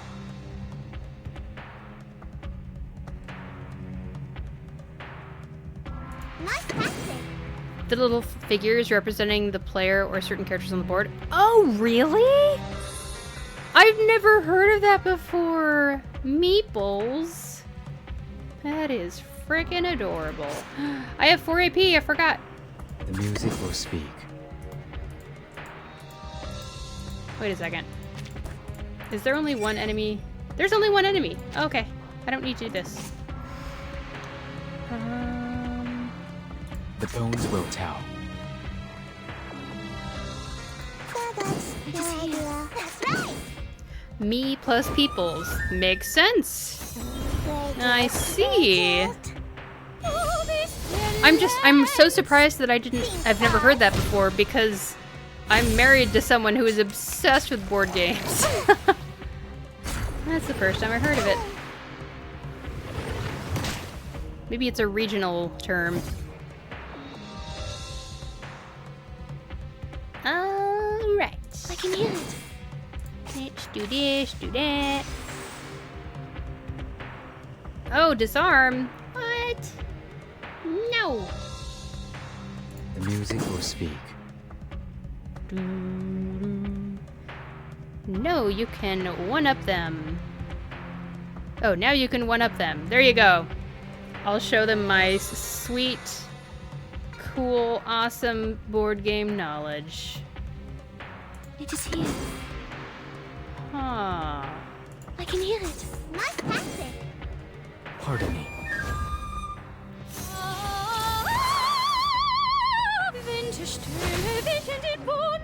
Anyone feeling cold?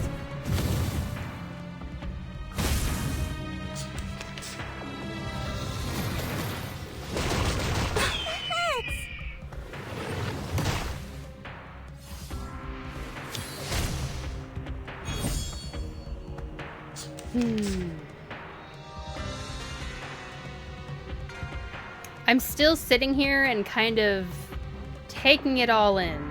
That whole story. Confrontation was never to my liking. It really was interesting. It really was character driven too. Like at the time I thought it was very much like, oh, the storm, I gotta get the cure, but it really was a character driven story. It kind of sneaks up on you. To be fair, the German board gaming community started it, and then it spread across all chat rooms and forums. I see. Confrontation was never to my liking. I don't have a channel incantation. Oh well. Party planner. That's right, nice tactic. The Bagua drown on the sign brick never warns about its changes.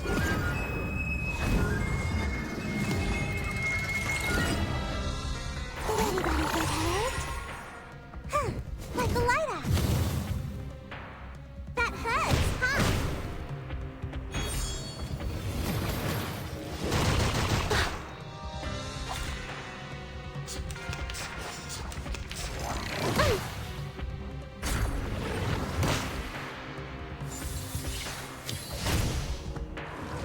There it goes.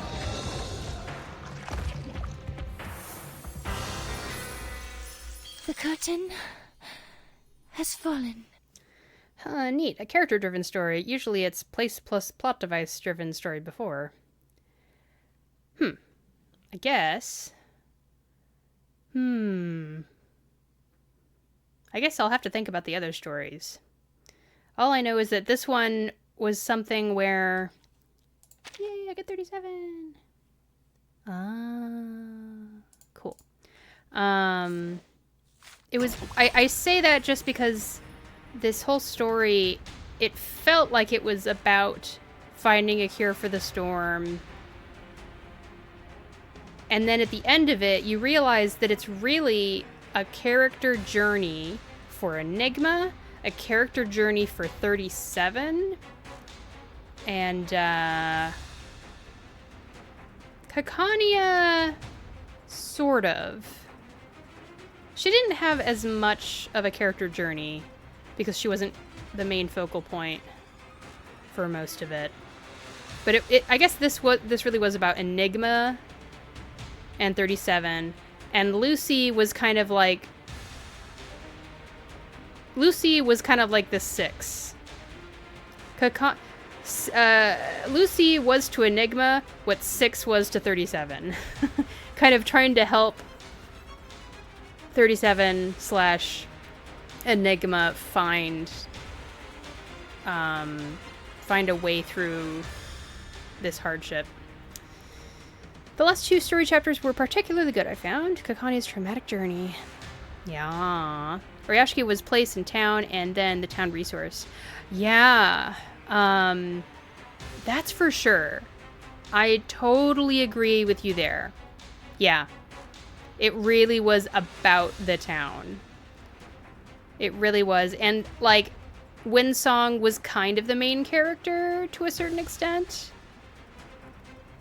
Where she's kind of she's, like, learning to, like, have hope and confidence in leyline science and sharing it with others.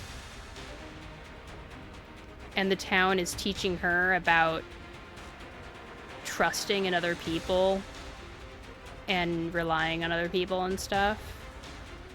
So it was sort of a character study for Windsong, but it was also a character study of the town, for sure. I don't know if the town was like... I mean, oh, also there was that guy that looked like Germany from Hatalia. I forget his name now, but the guy that was had a big stick up his butt and was like, we need to do what Zeno says. Zeno can help us pull through. And, you know, there's his whole thing. Bernault, that's right. Yep. What if I got apple? My apologies, gentlemen. You are I at the just wrong want... venue. I want apple. Please follow the light. This apple will show you the way to the party. I love you, Mr. Apple! Man! What an interesting frickin' game! I would happily recommend it to people. Even though it's a gacha mobile game with, you know, gacha mechanics. And that's really hard for me to do.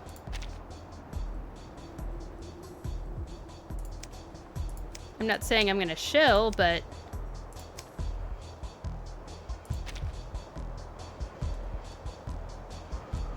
like, it's so nice how they've improved since the beginning of the game coming out for the US version.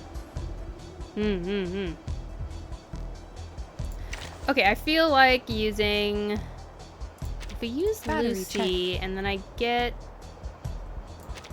We make an ideal Vila, team. and then 6, seeking my service? and then... is there another metal... not metal, mental.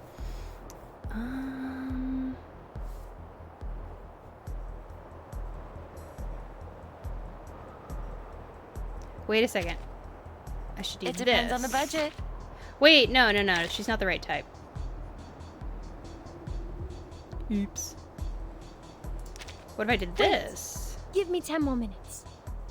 Something like that. Join with us, comrades. We are floating in the air. Because that's just how we're gonna do this. Okay, so how does this work? Is it in 3 rounds I get to use her support? I admire your courage. Very interesting. Tandy, Oh. Melania and Lucy are gonna be fighting for AP a little bit here, I'm pretty sure. Keep up the pace. 3, 2, 1, down. At this point, shilling is a blessing for Reverse 1999, since at any given time there's like 3 to 10 people on Twitch playing this game. Yeah. I mean, is their goal to have a lot of people watching it on Twitch? I don't know. I know that they have reached out to content creators. I feel like I see content creators on YouTube doing videos about Reverse 1999. I don't know if they've ever reached out to people to stream their game. I guess if you're a video game company and you want Twitch streamers to stream your game, then you do like a streamer rewards campaign the same way Hoyoverse does for Genshin Impact. And they haven't done that yet. They've only like just reached out to specific YouTube creators to make a short form YouTube video. And some of those have been pretty great. I've said this before, but y'all, you need to check out Marco Meatball's Reverse 1999 video that he did as a promo for the game. Even though it was a promo for the game, I really liked his take. Not his take, but like he dove into the music of Reverse 1999, specifically looking at it with a friend of his, and they looked at the a Lucha Van Lestel chapter with Isolde and all that.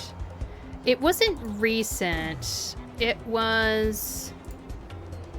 I'm just gonna click on this here, and then I'll put it as a link in chat. Cause oops, I can do that. Hang on a second. Puccini, what? Hey, Blah, blah, blah, blah, blah. Sorry. I should have just muted it. Okay. This is the thing I was talking about. Yeah, he's a former opera singer.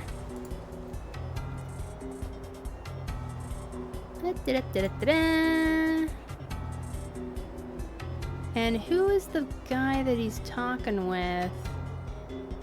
Anyway, he has a friend with him, and they just talk about the music in the Isolde patch. And he talks about all the specific opera references, and I thought that was really, really cool. Island XD is lore video creator. Neat! Okay, sweet. I should get back to this fight now, probably. I will remember your sacrifice. Oh, I need Melania cards. I admire your courage. Handy plan A. Let's make sure this gets dead. For you and for us.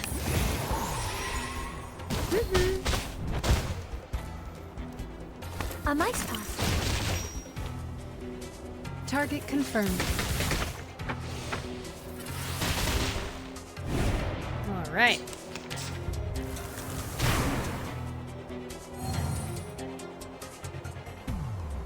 He makes mostly lore vids for Genshin, Honkai, Star Rail, Woo-Wah, and now I guess Reverse 2. Yeah.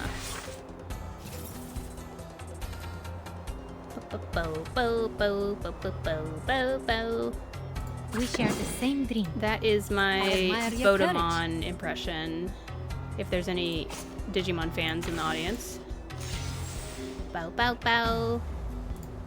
We share the same dream. Bow bow bow bow bow bow bow. I will remember your sacrifice. Handy. Loading. To a brighter future for everyone.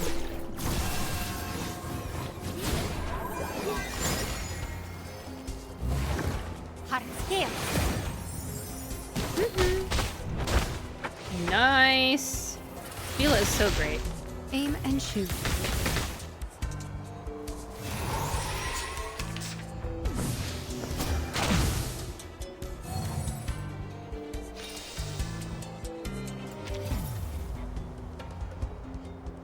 Oh, I can use 37's thing now. Oh, it just does it? It doesn't even tell me what it does. It's so funny. Does it say anything here? Nope.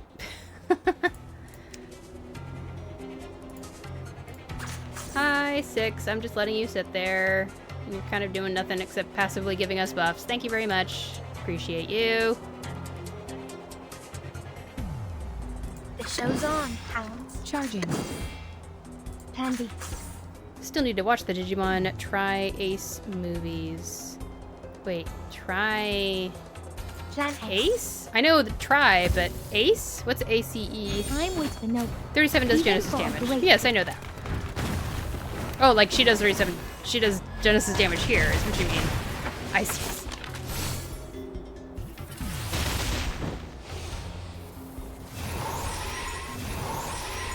I wonder when it triggers. Anyway, I beat it. All right, Super Apple. Oh, he's Super Apple. It doesn't say what he does, but I did get Mr. Apple. I got Super Apple. Okay, what does it say? It doesn't say anything. Wait a second. 37 says every 3 rounds can call 37 to deploy an array, making all allied attacks count as stronger Afflatus damage for the round. Oh, that's what she does. She doesn't do Genesis damage during her support. She just makes everybody's attacks stronger Afflatus for 1 round. And Super Apple is here. That's what he does. He's here. Isn't that enough? Shouldn't that be enough for us? Alright, and then I want to go do Reculus, because I don't have her either.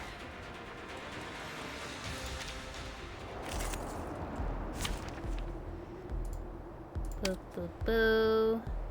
Bow, bow, bow. But back to the Digimon thing. You said Tri-Ace movies? I know what Tri is. I saw the Digimon Tri episode / movies or whatever. It's confusing. But what do you mean by Ace? ACE? Tell me more. I must know. Oh, this must be the team that I used last time I did this fight. Oh yeah, just try then. Oh, okay, yeah. I have seen all of Digimon Tri. It sure was a thing. I won't spoil anything. I don't want to ruin anyone's experience. I think everyone should just go in with an open mind and experience the way they do. When the Digimon cast were all grown up, that's right. Yep, that's the one. And it's by a different Digimon director than usual, which isn't unheard of. We tend to juggle Digimon directors for different projects. See, she's mental too. This is an all-mental team. Okay. Why not throw in some reality damage just to mix it up? Please stand behind me. What I need to do is watch Digimon... what is it? Where is it? Oh, it's downstairs. Is it Digimon Kizuna, The Last Wish, or something like that? Or just Kizuna? Or The Last Digivolution, or something like that? And that's another one where the Digimon cast has grown up, but it's its own timeline. Because of course it's going to be its own timeline. Everything is its own timeline. I will remember your sacrifice. Leave it to me. It is here. A good point. Keep up the pace. And apparently it's just a one-shot movie, Digimon Kizuna. And apparently it'll make you bawl your eyes out if you were really connected to that first series. Yeah. Don't worry. Let me just make sure I have the title right. I don't think it's perfectly right. Let me make sure. Kizuna. Okay. The whole title is kind of long. It's not that long, but it's longer than what I said. Digimon Adventure, Last Evolution, Kizuna. They just wanted to have a long title. Which, I mean, sure. Okay. Do this. I admire your courage. And... oh, wait. Let's do... this first, and then do this. I will remember your sacrifice. Oh, wait. Do this first, and then this. And then I that. admire your courage. And then... And your this. hypothesis. Not the first time JP creators have done that. Indeed. Not the first time that Japanese creators have done that. Wait, did I say the right word? Digimon creators? That's what I meant to say. Brain is weird when streaming. So many things to look at, and things get garbled on the way out of my mouth. Now I want to share with you, like, the longest Digimon name of all time. Digimon Blast Mode. Yeah. This. No, not that. Digimon movie. Yeah. This is the longest Digimon title you've ever seen. I promise. This one right here. Digimon Savers the movie. Ultimate power. Activate burst mode. It makes me so happy to say that. It's just so ridiculous. We share the same dream. I admire your courage. Okay. A good point. A new hypothesis. To a brighter future for everyone. With all the exclamation points too, of course. Hard scale. The benefits of field mapping. Behold.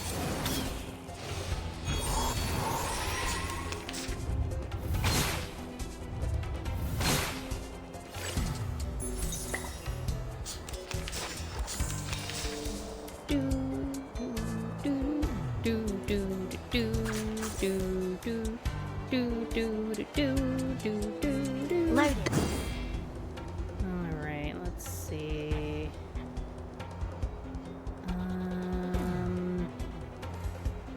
It is here. I will remember your sacrifice. An academic There we go. question. Please, take good care of yourself.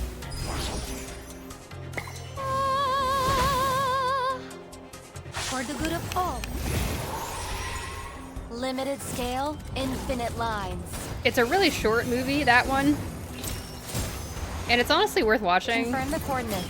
It's not like the most deep movie ever, but it's one of the only movies where most of the Digimon stay in their normal forms the entire time. They don't digivolve until the very, very end. But they stay in their normal forms. And when I say they stay in their normal forms, I mean they go into fights as their normal forms. And they, like, fight bad guys just with their fists. And it's just something you don't see in Digimon very often. Usually they want to push that Digivolution thing and be like, ah, look how cool, they Digivolve. But this movie, they were like, no, we just want to watch Agumon punch some monsters. It's like, okay, sure. There's more monsters! There's another wave. Okay. That's fine. We're fine. Leave it to me.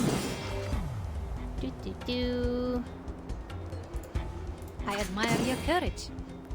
Boo, boo, boo, boo, boo. I must keep going. Boo, boo, boo. Once I start doing it, I can't stop. A perfect It just fills me with demonstration. such joy. A good point. Please cease resistance. Keep up the beat. Calculating distance. No other study could show you this. Man, I was so lucky to get Wingsong. I still can't believe it. She's here. Hey, now I have 37. Boop. So that's what this is. This is the an array. This is her thing. She makes an array. All allied attacks are considered to be of a stronger afflatus. Oh my gosh. Yeah, here's a manga title from Japan. Muno Saijou wa akujou ni naritai. Gimai no migawari de totsuida reijou.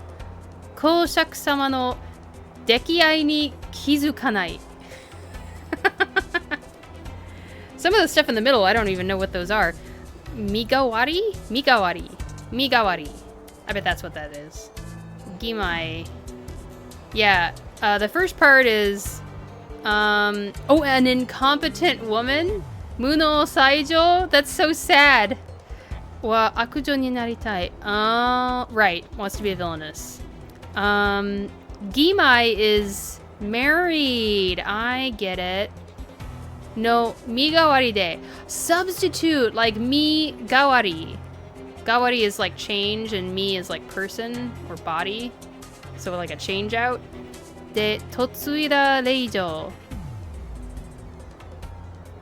Wait, what's the totsuida reijo? Koushaku sama no dekiai ni kizukanai. Oh, totsuida reijo, maybe that has something to do. Oh no, Gimai is half sister. Yeah, Gimai is half sister. No migawari de totsuida reijo. Married is somewhere in the totsuida reijo. Man. My linguistics brain has to look this up. I'm sorry, stream. I just can't stop myself from looking things up on Google. I give Google, like, so much money by Googling so often. It's nutso. Where's the original Japanese kanji for it? Anyway. Oh, there we go. Here we go. Here we go. I found it. I found it. Totsuida reijo. And I'm gonna copy it into the dictionary. Totsuida, married. Reijo, young woman. Okay. So there you go. The young lady. Reijo is the young lady. I just had to get that all broken down. I needed to know. I want so badly to know. With everyone. Leave it to me. Goodness gracious. Thank you for putting up with me, everyone. I can hear it. You are the real ones. Truly. A new hypothesis. An amazing discovery. Muno Saijo wa akujou ni naritai. Gimai no migawari de totsuida reijo. Koushaku sama no dekiai ni kizukanai. There we go. I can say it faster once I know what it actually says. If that makes any sense. I know Japanese, kind of, sort of. It takes me a second. But I get there. Went smooth. I look forward to our next cooperation. 7 days of sleepless revelry. Every 4 rounds, Regulus can attack all enemies and make her allies dodge all attacks for the round. Oh, that's like her ult, isn't it? I don't have Regulus, so I don't know how she works, but that sounds familiar. Here's my team. Breakout. Start. Yay! 37 is not very happy to be on the same team as Regulus, but it is what it is. You gotta grow up sometime, 37. Grow past your grudges. I want to use Medicine Pocket. I'm so happy I have Medicine Pocket. I want to use them all the time. Is everyone else dead? But like, also I want to use Vila because Vila has the, you know, for every mental damage character you have, you do more stuff, or you have more Moxie or something. Oh well. Are you seeking my service? It is what it is. Wait. He's here. Huh? There will be some differences between theory and practice. Why is he here? Should I bring him? Why? I mean, okay, come along. It'll be fine, I'm sure. Whoa, here we go. Spoilers, everybody. Whee! So also, Arcana is actually dead. That was so anticlimactic when she was killed. Can I be real? Do I click on him? So he's here and he's also here. Interesting. This is the card that... Oh. Oh, it needs to be leveled up to a higher incantation if it's gonna heal people, I think. This one. If it's incantation 2, grants Moxie +1 to the ally with the lowest Moxie. That's new, right? It used to heal people. I could swear when I selected him on the menu, it said healer type. Is there any healing here? A random incantation gains rank +1. After actively using an incantation, recover HP for the ally with the lowest HP. Oh, any incantation! That's nice. If having actively casted an incantation for the round, enter Restless Heart status at the end of the round. Critical rate +50%. Excess critical rate is converted into critical damage. Cancels after scoring a critical. Okay, so he just keeps that until he hits a critical. Interesting. Oh, wait. Oh, wait. Oh, wait. I messed this up. I'm sorry. I'm sorry, Mr. Apple. We need to exit out and do this proper. I forgot about this boss. You need to, like, do a thing. Oops. Let's try this one more time. Okay, so let's assume that we're gonna keep Mr. Apple. Let's just say. And then... Okay. Let's say we hit the boss with Mr. Apple. Then the boss changes to a Starflatus. And that means we want this to be something. Goofy Gamer 3 just followed. Goofy Gamer 3, thank you so much for the follow. Welcome to the stream. I was not ready that, but it was a related suggested title at the bottom of the page. Oh, the long title that you gave. Did you just Google like long titles from anime or something like that? That'd be funny. Oh, what should I do here? I need a plant. A Flatus. Huh. Shall do I this. ask the enemy for their tactics? And then boss will change to plant. And then let's do medicine pocket. Is everyone else dead? I don't know if I should do medicine pocket and apple. Ooh, medicine pocket or DK. Medicine pocket. And then Jonyoungza. Let's go. Something like this. We're gonna give this a try and see how it goes. Yes. Don't judge me, people. I'm just giving this a try and seeing how it goes. Yeah, I am currently reading Angel of the Golden Aura. What's that? I've never heard that before.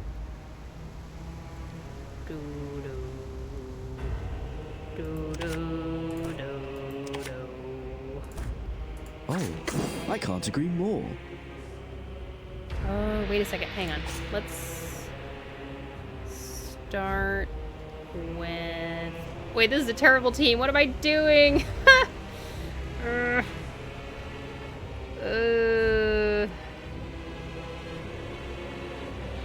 Affirmative. Whatever.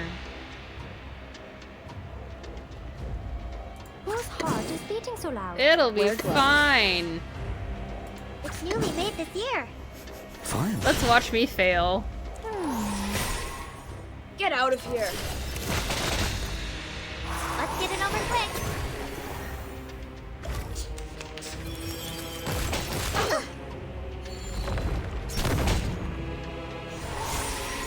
Got you. I got it down to the first third, at least. That's something. Okay.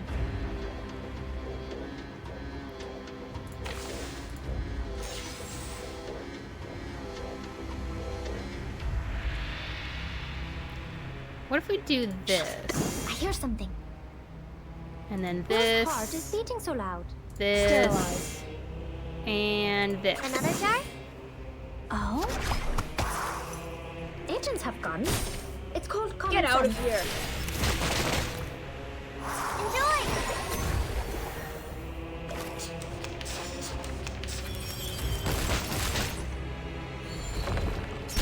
Ow!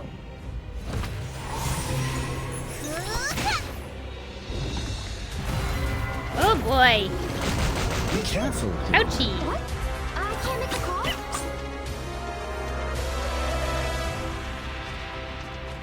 Wow! Wow! Wow! Wow!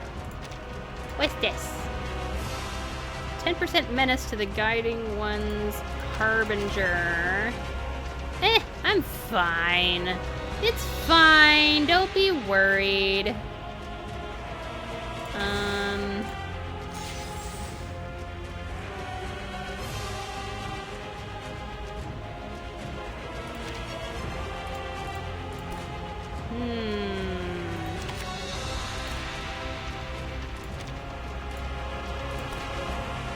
Oh, I can't agree more. I hear something. Where gloves?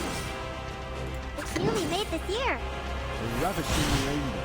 Oh, whoops. Radio waves are everywhere. Whatever. Oh, it's fine. Let's get it over quick. That's why this is the practice difficulty. I can do it even with a weird team like this. Oh, you put an array on the field? Am I supposed to be scared by that? Guess what? I have 37. Ooh, the menace is going up. Okay, 37, replace that array. Woohoo! Alright. Let's do this. Listen to what people say. And this. And... well, let's see, hang on. This, and this. Another jar? To finish it off, surely. Always hide in careless words. Listen carefully. Yay!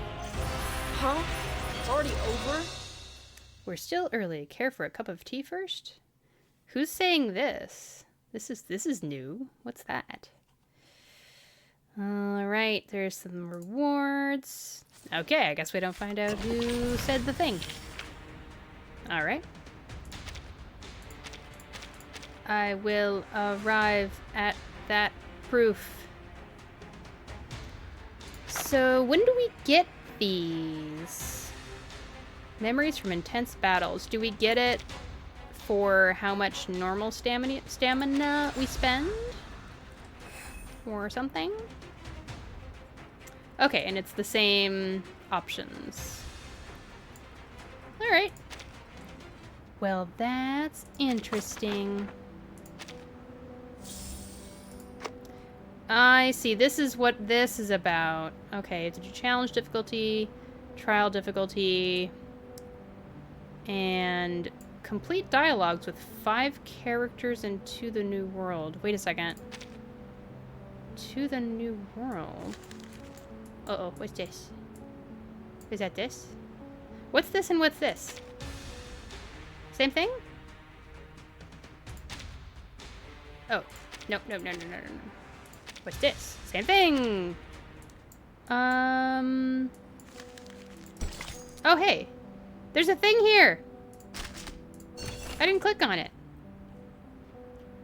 Pale green characters flicker incessantly, and in a second, dozens of messages appear on the fluorescent screen at the same time. It is clear to see that life must go on.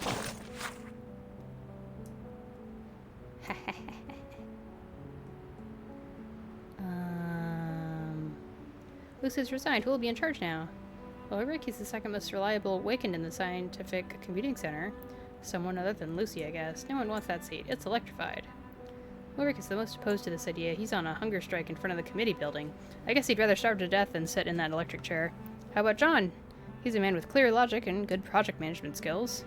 Lucy was an excellent leader. The casualties this time shouldn't be her fault. The best option is to let her come back. Which John? I hope you don't mean the one who speaks in hexadecimal. Everyone John from the mechanical engineering group.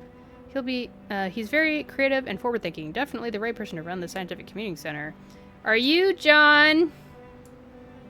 Last week's major power outage was caused by that John from the mechanical engineering team, starting all the lab machines in parallel. He's been suspended and has been undergoing psychiatric evaluation ever since. I'd rather pick the John from the medical team. John from the medical team caused a huge explosion while testing a new drug formula last month. Luckily, since he's from the medical team, help was at hand, and he's still sleeping like a baby in his hospital bed right now. What about John from the theoretical physics lab? His projects are absolutely safe. There's never been any danger, and there won't be any in the future, and he only cares about logic in all things. Simply the perfect candidate for the man in charge. John from the theatrical physics lab applied for a transfer a long time ago. The only person still hanging on to that group is probably Adler, who forgot to transfer his files. So Adler is indeed currently the best theoretical physicist in all of the place. No need to even add one of. In the entire Scientific Commuting Center, we can't find a John suitable to take charge. Isn't there a John with the judgment, execution, and long-term scientific vision of Lucy? One who will unconditionally support our research and even be willing to approve funding for X's strange inventions or new theories on the study of ley lines? Better sense of humor than Lucy's would also be a plus. I think you might be able to find a John funnier than Lucy, but that's it. My suggestion is we all join Ulrich in preventing any politician John or placeholder John from being put in that position, and on that basis, demand Lucy's return. Good idea. See you in front of the committee building. I'll bring a few decks of cards, and can someone tell me why we're only considering Johns? It's so silly.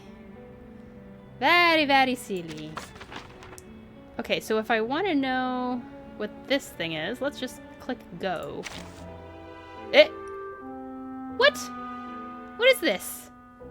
What is this? Huh? The long journey wears you down. It's only your force of will that has carried you this far. Where is this in the menu? Where would I have found this otherwise? It's the bonus chapter 1? I forgot! There's a little... You're right! You're right! I completely forgot that there was that little thing there. The Rockin' Pirate is still filled to the brim with energy. I guess I started it, so I'll just do the first bit, I guess. She finds a smooth, flat rock that still holds some warmth from the sun, taking a seat before raising her drink in a toast toward the horizon. The last can of Dr. Pepper rests beside her. That's the stuff. Nothing beats a Dr. Pepper after saving the day. What? Are you worrying about other things? We just took down Arcana and snagged the storm immunity. Why not kick back for a minute, mate? The best bit about this whole thing is I ended up with 2 ships in one day. Congratulations. Let's treat ourselves to fizzy drinks and get all puffed up today.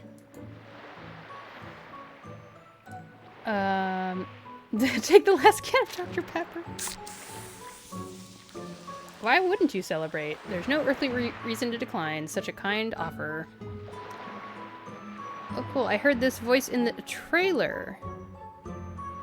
What voice? Regulus's voice? Oh, the voice line. Oh, okay. To Vertin!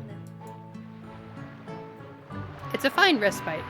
As she said, there's nothing stopping you from enjoying the refreshing flavor of the bubbling soft drinks.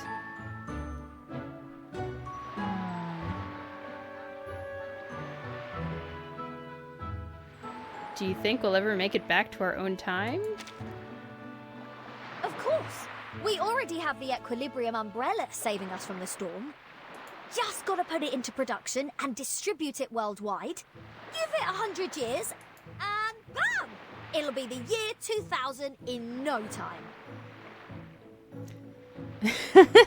Alright, maybe that's a bit too long, but we can find a better way for sure. And there's no solid proof that the storm only takes us back to the 20th century, is there? Wait, there's no solid proof that the storm only takes us back to the 20th century, is there? I mean, didn't... Wait. In my brain, I'm like, they absolutely have been reversed prior to the 20th century. I could swear. But maybe that hasn't happened to Regulus yet. I don't know. What if, as the dorky biter would say, there is such a thing as a white crow? Maybe the next storm will take us to the future. A future where we can sail into space. Oh, I'm gonna be a rockin' space pirate, that's for sure. And we'll pop over to Leo and see if any aliens are up for some rock and roll. I have to go. Thanks for the Dr. Pepper. Glad you enjoyed that. If you ever want more Dr. Pepper, I'm here for you. Aww. They're cute little things. They're so good. Aww. And that's how you get her garment. Wait. Oh, this thing. Yay! More brief cacophony. Oh, some trailer so long ago. So long ago? Like, an older trailer? Or are you being sarcastic and you mean a trailer that we watched together last stream and I just forget about it?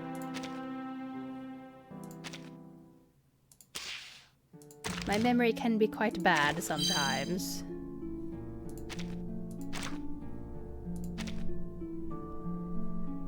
The floating lady likes to share her tea with me. We have so very much to talk about. She invites me to visit her in her room. And there, teacups and carrots can grow bigger or smaller. It's most beautiful, just like Rayashki. You'll know it when you see it. I wonder who he's talking about. Maybe Baby Blue? Wait, is that her name? That's her name, right? Yeah, okay. Actually, very long ago. Okay. Just wait till you get to the year 2000 and beyond, Regulus. There is this little thing called SoundCloud Artists. Hey! I'll follow your SoundCloud, Regulus. When I played with the service, these codes was, could you give me a pic, Resma? I want more bond for my characters. Did I unlock everything? Hello! We're up SoundCloud. Hey! It's the epitome of loss! Epitome of loss. I have this thing where I pronounce words weird. When I see epitome, my brain just wants to say epitome, because that's how I've said it for like most of my life. Because people, it's not a word that people like say out loud, it's just a word that you read. I'm not alone. That's good.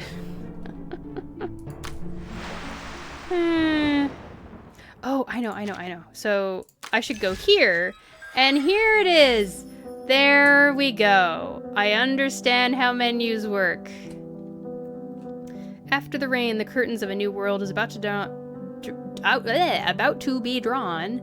But before the old world takes its final bow, the people on stage have a few words to say. Boop. I usually go with epitome over epitome. Just cause same, only way I've ever said it or had it said to me. I see. Epitome. Yeah! Epitome. Epitome. Wait a second, yeah! I'm very confused now. Maybe they're both legitimate, actually, linguistically speaking. The weird ones for me that I definitely are pronouncing wrong, or I used to pronounce wrong. So the word determined, for the longest time, literally up until like 6th grade or something, I would pronounce determined as determined. Believe it or not. Determined. Just felt right. Language changes so rapidly. Anywhere, as long as you get my meaning, we're good. Yep. That's right. Oh, and now that I entered this menu the proper way, now I have this thing triggered that I didn't get before. You can check the progress of the dialogues here. Complete all dialogue tasks to obtain Sonetta's limited garment. I'm so glad we get it for free. It's so nice. Pretty. We finished the main story. Epitome. And it was a lot. It was a lot, and yet it wasn't enough. We left feeling somewhat unsatisfied, but also it just can't be helped. And we will keep striving for the future. And now I'm just gonna talk to some main characters. Feeling feelings, that's right. 37 has left her home and is joining us. And she's gonna see the world for the first time in her life. She's never left her island. A genius has decided to leave behind her orderly and familiar realm to dive into the chaotic currents of a new world. She stands on the beach, lost in her thoughts, the waves gently lapping at her feet. I'll stand beside her. 13? 37! She notices your arrival, but her eyes are still fixed on the sea. What's wrong? I'm calculating the perfect time to set sail.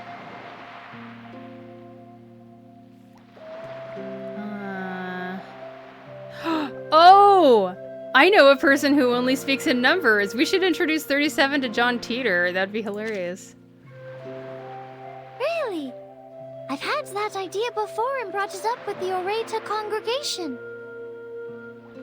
Because the language of the phenomenal world was not precise enough. It often led to misunderstandings. Pie Face? Wait, Pie Face? Who's Pie Face? Is 37 Pie Face? I know that the number 37 is kind of a interesting mathematical number, but I forget why. It's a certain kind of pi number. Or not pi number. It's a prime number. That's what it is. Oh, Twooey Math Rogue. Oh! That's fun. One more John. Oh yeah, John Teeter! We were just reading another part of the game that was talking about a lot of different Johns, and now we have another John. But when they tried it, most did not last a day. I'm surprised there's another great mind like mine in the phenomenal world. They must have a special number. What's John Teeter's number, I wonder? I should get going. I think we'll meet again soon. This kind of feels like talking to characters in Genshin Impact's Serenity Pot. A little bit.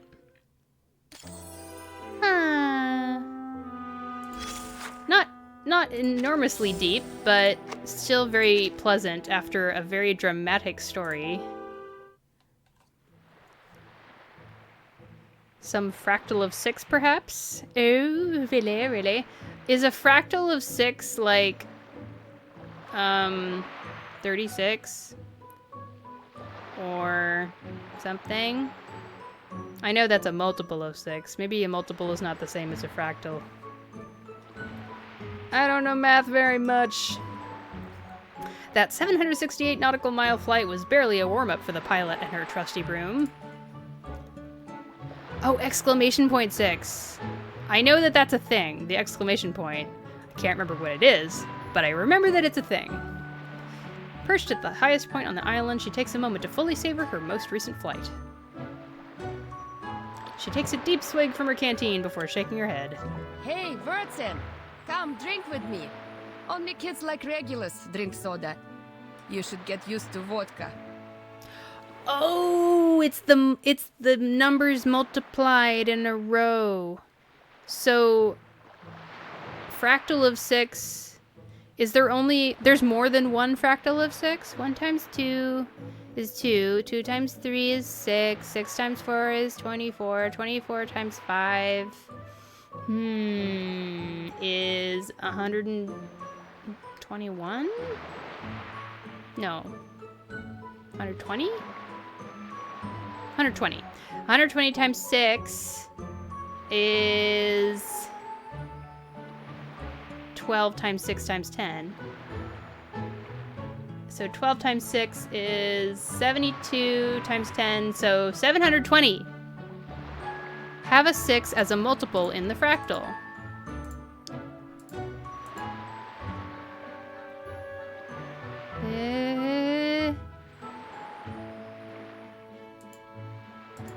I don't know what that means. But is 720 a fractal of 6? Was I right? I'm really curious. Ooh, Google it. Google, tell me. Whoa. List of fractals? What? Wikipedia, what are you showing me? What is this? The most beautiful fractals! Okay. All fractals bigger than 6.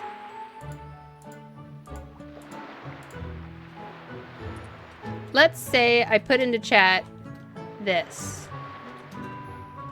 Is this a fractal of 6? Is that what you mean when you say have a 6 as a multiple in the fractal?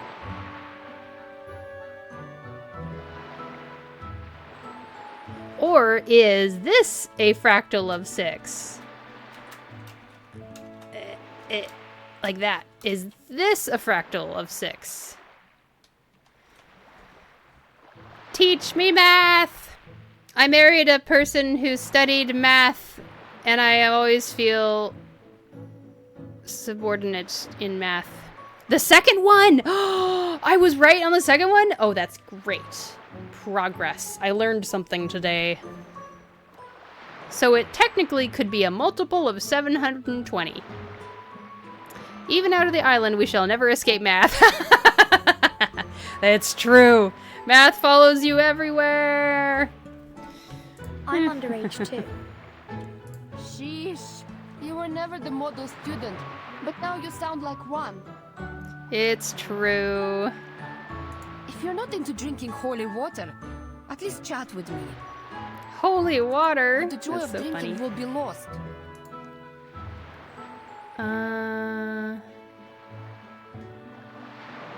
Okay, I do want to ask this question, but I want to ask this question more. Zeno, it's a party over there. Party? They've been wanting to erase Arcana from existence since 1999. Man, she really is dead. Like, for real. And they finally did. The bomb flattened the entire military base, leaving nothing behind. The authorities have officially confirmed her death. And she was clearly okay with it. She seemed like the kind of villain. She seemed kind of Kafka. Kafka as in Honkai Star Rail. Where she's just like, this is what was going to happen. And I'm sure she has disciples that are going to continue Manus Vindictae. Getting rid of the leader isn't going to solve everything. I think you can talk to them again afterwards. Oh, that's nice. So you can get the other question answered. That's great. Now everyone in Xena is celebrating the victory. There was a commendation ceremony. Even the dogs were honored with medals. Doggies! But accolades mean nothing to me, so here I am, talking to you. Paka! Maybe you can join me for another ride sometime. Okay. Not like the last time when you were sick, but in an actual air fight. That's cute. Oh, I need to guess who this is. That outfit is not familiar. If I click this, it's going to show me. I want to try to guess without clicking on that.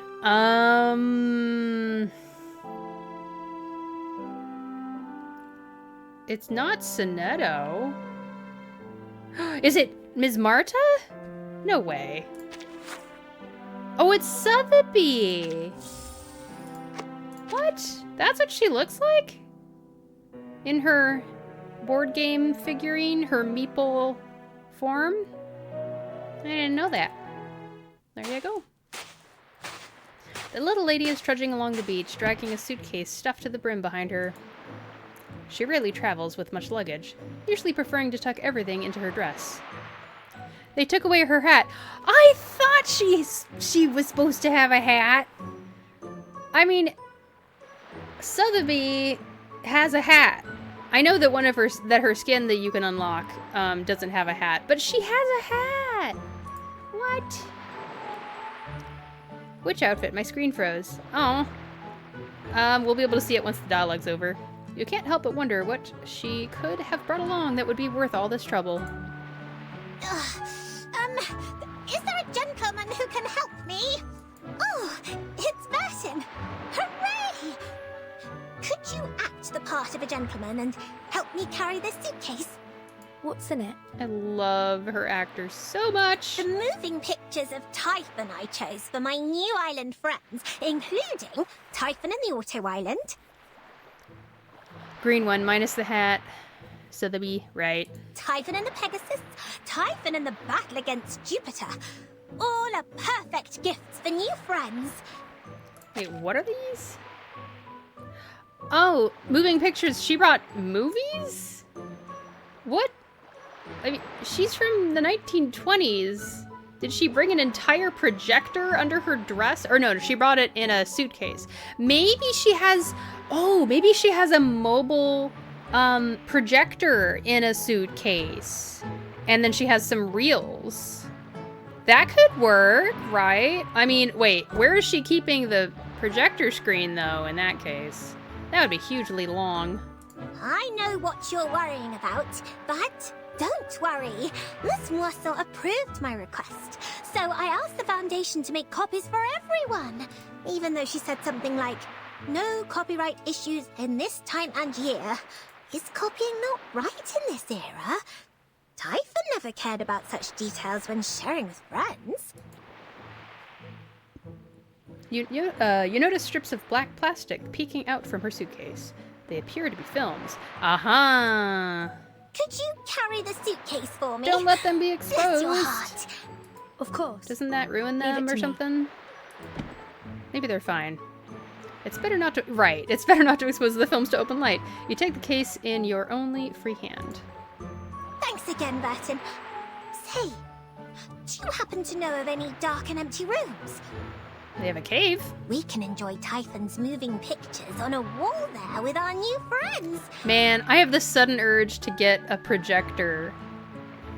And like I'm sure there's like I could probably go to a nearby university library and they probably have old type film that you can loan out or something. Or check out. How have things been at the Foundation? So there's been another storm. You can leave Typhon to me. There's been another storm. Right, the one that just happened, I guess? Another storm we braved together. Even though there was a tense atmosphere before the storm, everyone was on edge. Their discussions were too hard to understand. I couldn't keep up. But good thing I was the best potion alchemist around. I whipped up helpful potions without even knowing what they were saying. I'll tell you a secret formula, Burton. Add 3 grams of gold powder to coffee, and it becomes a refreshing potion. What? It works the best when you add it in front of their faces. Coffee and gold are an addictive combination, so don't get carried away. Remember, don't drink more than 3 grams of gold a day, and politely say no to anyone who asks for a lot of gold. I knew it, Burton. You must really enjoy lugging suitcases around. Aw, Sotheby, don't fret copyright. True, movies and talkies were a thing in the 1920s. That's right. Yeah, I have even seen, like, a movie from the 1910s, I want to say. 1918 or something like that. Silent film. Talkies? I don't know if talkies were in 1920s. First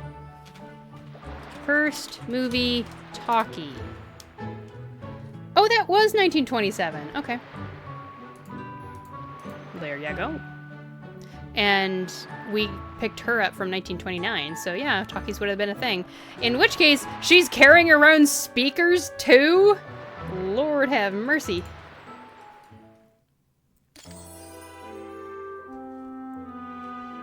Who else we got? Okay, Druvis the Third, I'm guessing? Yep. Oh, there's gonna be quite a lot of these. Alright. I'll do 7 of them. Perhaps. 1920s speakers. Gramophones! Yeah! Yeah! I wonder how they synced them up with the film. Interesting. I don't know if I've seen how that works. A stopwatch? Oh. I suppose that might be how it works.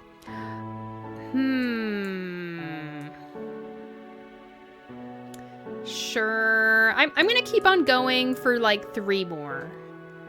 Even though I've hit my 3 hours, I want to just go ahead and keep going. Why not? Plenty of people here in chat.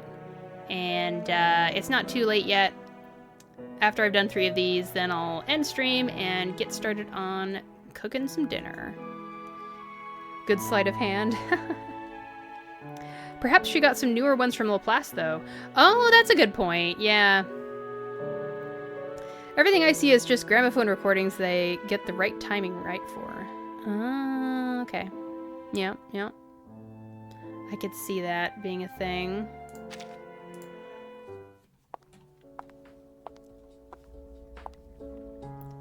The druid is taking a stroll through the war-torn woods.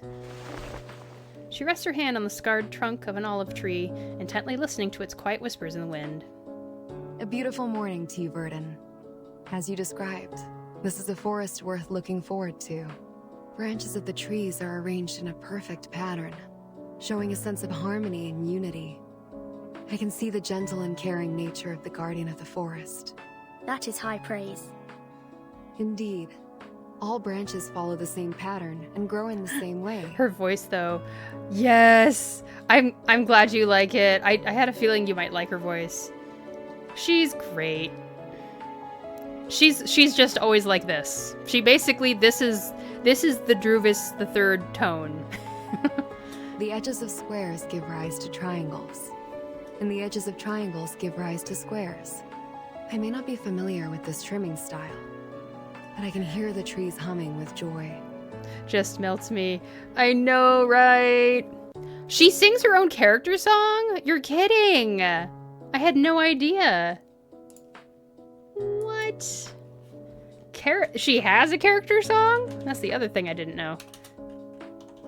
Boo boo boo. Druvis. Character song.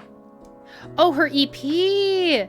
Oh, I'm a heathen who hasn't, like, looked at all of the EPs for Reverse 1999.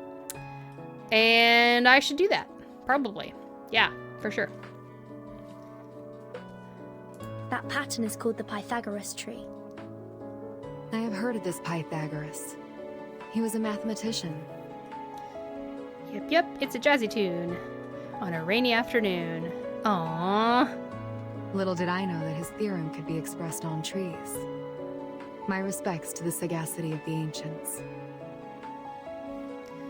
Let's see. Arcana has finally been defeated. Defeating Arcana. I am not certain she can be defeated. I know, right? To defeat an entity like her, one must first understand her intentions. Manus Vindicte's purpose is clear, but Arcana's is a mystery. That's true. Facts. She didn't care about anything based on the time I spent with her. In accordance with the laws of nature, fruits fall, seeds take root, and trees bear new produce. The tree can be pruned, its fruit thinned, and even cut down to change its appearance. Yet the inherent law of nature cannot be altered. To me, Arcana is like an unchangeable law, one without any purpose.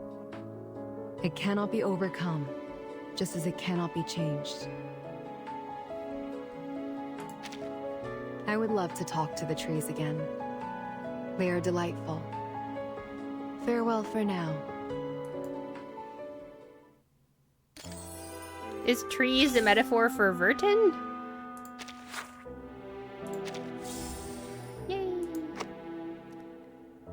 Lucy! Hello, hello. It's Wardrobe Boiler Suit, everybody! Oh my goodness! Are you tuning in quite late in the evening over in the UK? Oh my gosh! Welcome, welcome to the stream. We're going to be wrapping up in a bit, but I'm just checking out some of these little character bits in the end of the world after story epilogue bit. I got a question for you, Druvis. How do you feel about boxwoods? What's a boxwood? I don't know what that is. I am. It's okay though. I just thought I'd drop by. That's very nice of you. Thank you very much. I appreciate it. I'm finally back to streaming after some breaks here and there throughout the past month and a half or more. I had vacation last week, but I'm back to it. We just finished this huge new main story, and by the way, you were right. It's excellent. They've really improved their translation into English. It feels so much more smooth, and I had just the most fun reading this story. Gosh, it was great. The most common bush for trimmed hedges. Oh. Do you have opinions, Ronan, about trimmed hedges? That makes me think of, like, a shrubbery from Monty Python and the Holy Grail. Oh yes, I'm so glad. Definitely a big improvement. Yeah, for sure. I remember you telling me it was a really good improvement in this this section of the game. Yay! And we're enjoying all of the character voices here. The whole cast is good. Is it okay if I out you to everybody, Wardrobe Boiler Suit?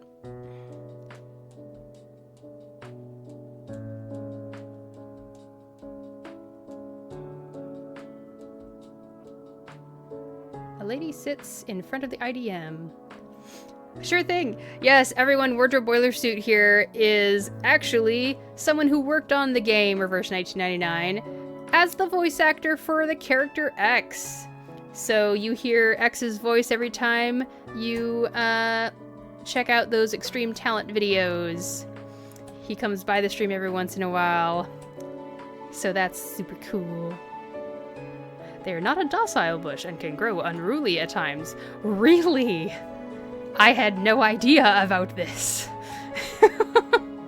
I've never thought much about that. Oh, that's right.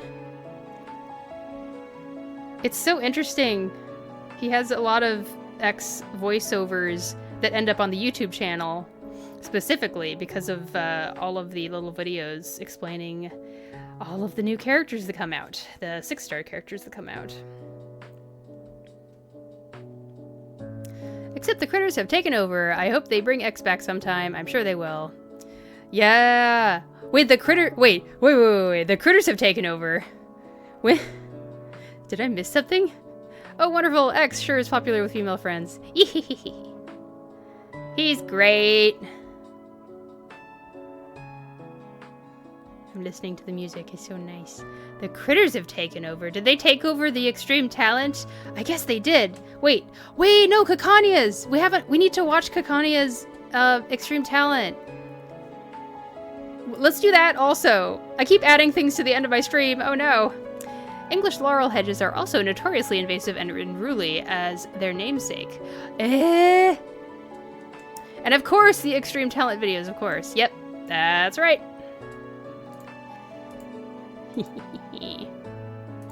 I have all these hedge experts in my chat. Who knew? Hang on, I may be spoiling the CN version stuff. No worries. I'll pretend I didn't hear anything. But also, it might be from the Kakania Extreme Talent, which I haven't watched yet, so I don't know. We'll see. Thanks, folks. Nice to be here. Yeah! I'm happy you got to stop by. I will be streaming more. I'm very determined to keep on streaming, whether that's Reverse 1999 or Honkai Star Rail or whatever. Alright, let's keep on going with this so I don't dawdle for too long. A lady sits in front of the IDM, her expression emotionless. She places a hand on her face, her fingers carefully running over her cheeks as if they were unfamiliar. Lucy! For a brief moment, you can't quite place who she is. You recognize the metal torso and limbs, but her face seems unfamiliar. Nice to meet you, Timekeeper. She has hair now! I have intended to visit you, but training interfered. Forgive me for meeting you like this instead. And now she has part skin on half of her neck, part of her shoulder, and one of her arms. Training? Yes, training. I was instructed to leave Laplace and go on a vacation. Just as I was wondering where and how I was going to accomplish this task, Madame Z recommended your suitcase. Oh, okay, that's why she's here.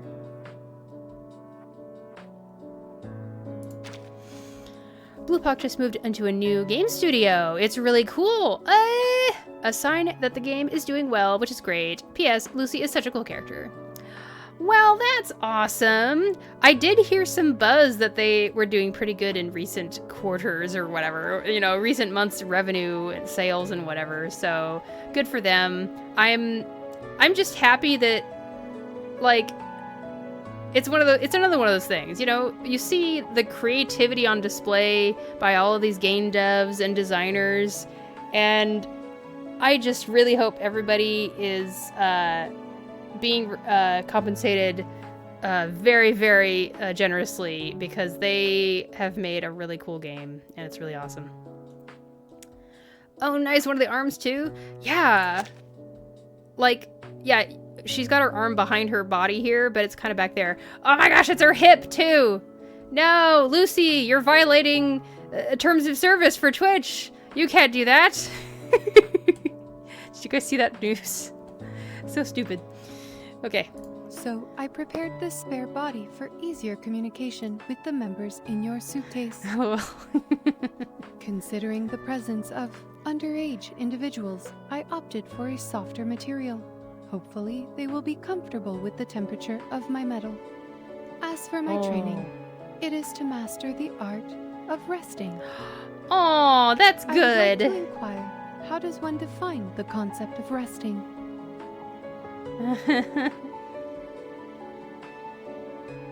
Yeah, when you stop working for a while. Apologies for the interruption, Timekeeper. This is a paradox. Oh, she's like, I don't want to die. My work has ordered me to rest. If I were to stop working... Oh! Then I would have to stop resting too. Please provide an alternative suggestion. I love Lucy so much. She is such a cool character, for real. See you soon, Timekeeper. Remember, we still need to complete the resting plan.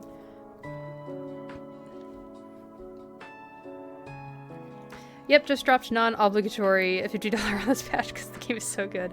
Doesn't make me a better player, though. That's right. Yeah, and I mean, I feel like that's hopefully the best way to, you know, the best way to make the decision to spend money on a gacha game. I need to schedule resting into my work. She's onto something.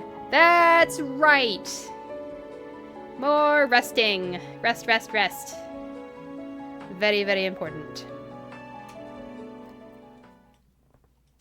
Honestly, her little game figurine here makes her look like Zhongli from Genshin Impact. Am I the only one? I don't know. Enigma! When are you gonna be in the game? The IDM has completed its mission, but its screen is still lit. No, I thought that too. Yay, we're not the only ones. I mean, I'm not the only one, and you're not the only one. Someone is still on the line. It's oh, that's what's a happening seven-letter here. word. Okay. The second letter is A, and the third letter I. He's playing a crossword? Genshin brained. Failing, failure, jailing, painful. No, not these. Open your mind. What about Rainbow? Good one. Then the 6 is O, the start of opportunity. Wait, who's talking? There is no one around me. Is the IGM talking? Are you an awakened one? Oh my lord. Calm down, dude. You really do need to take a rest. Painbow. Yeah, that's a word, I think. I don't think so. Wait, is it? You're making me second guess myself. This is Martin speaking. The timekeeper? I was so relaxed I forgot to check the microphone. Most of the staff is preparing funerals for the deceased. If you have anything to say, I'll pass it on.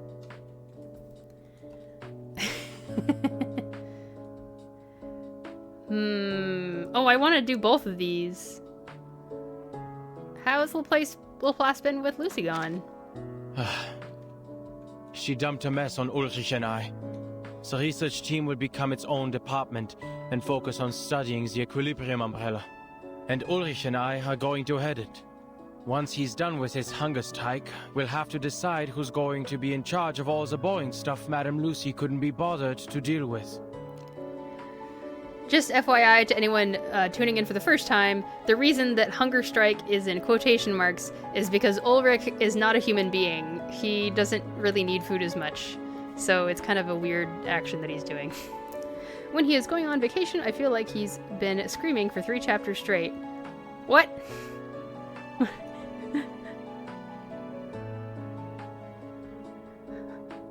You mean Enigma?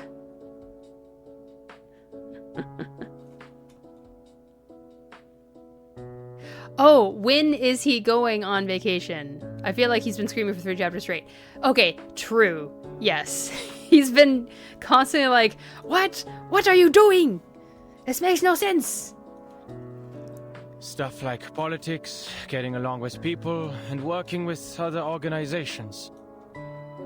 I must say that Laplace is being overly technocentric here.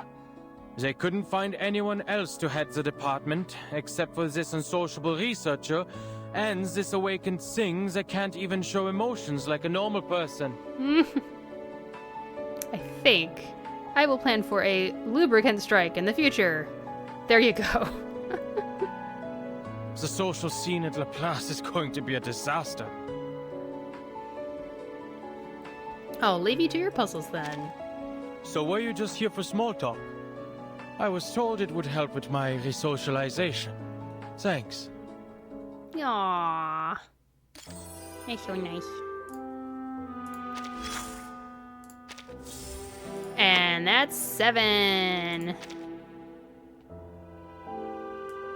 And the next one, we will start with Mesmer Jr. Oh, look at that. The cave. Is this the cave that 37 went into? And it's like lit with candles. Neat. I like it. Do I get rewards? Give me rewards. Boop. Boop, boop, boop. Boop, boop, boop. There's not much there. Oh my gosh. Okay, I have been streaming for almost 3.5 hours. That is a kind of long time for me. But that was pretty great. I'll just leave it on this screen here. Oh, the moodiness. I know, let's end this by watching the trailer again. Because it's just a really good trailer. And maybe it'll convince people in the stream who haven't played this game that you should play this game. Oh, yes you should. Watch the trailer.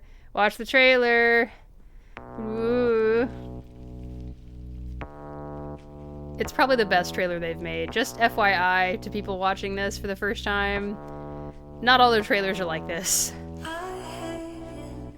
This was their trailer that was to say like, hey everybody, this is the biggest main story patch we have, so you really need to watch it. So good. First 1999 anime win. For real. Now this all makes sense in retrospect. I love that shot right there. That's a great shot.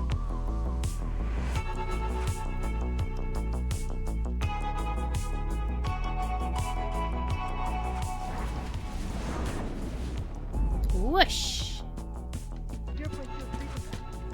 This part looks great.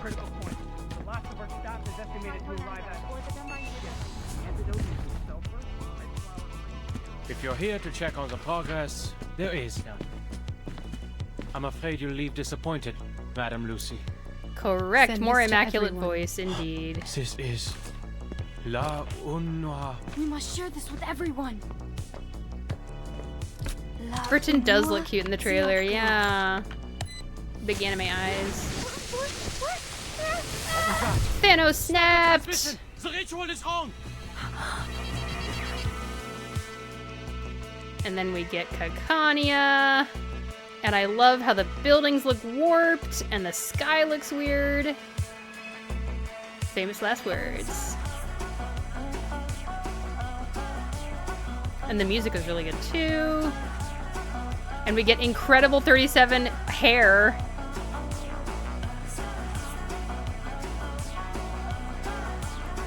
Oh.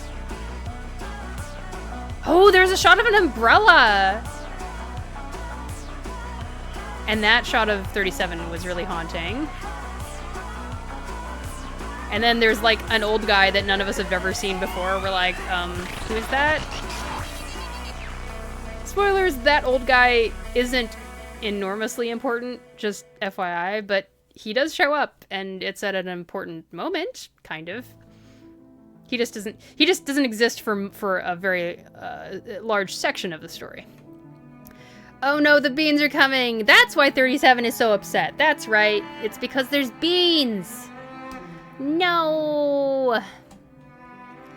Absolutely W trailer. I cannot even lie. I often am really strict on this stream. I'm like, I don't want to do gacha on stream. I don't want to do any, fancy trailers that are all, glitz and glam. I just want to share the info and give people the game as it is. But I can't help it. That trailer is so good. It's so good. And also, you can tell it's a trailer. Like, you can tell that is stuff that is trailer-specific animation and stuff. And it's more about just... They wanted to make something that looks really nice. And they did. They succeeded. For sure. It's part of the art at this point, right? I know! It's reverse 1999 art. Is what it is. Man.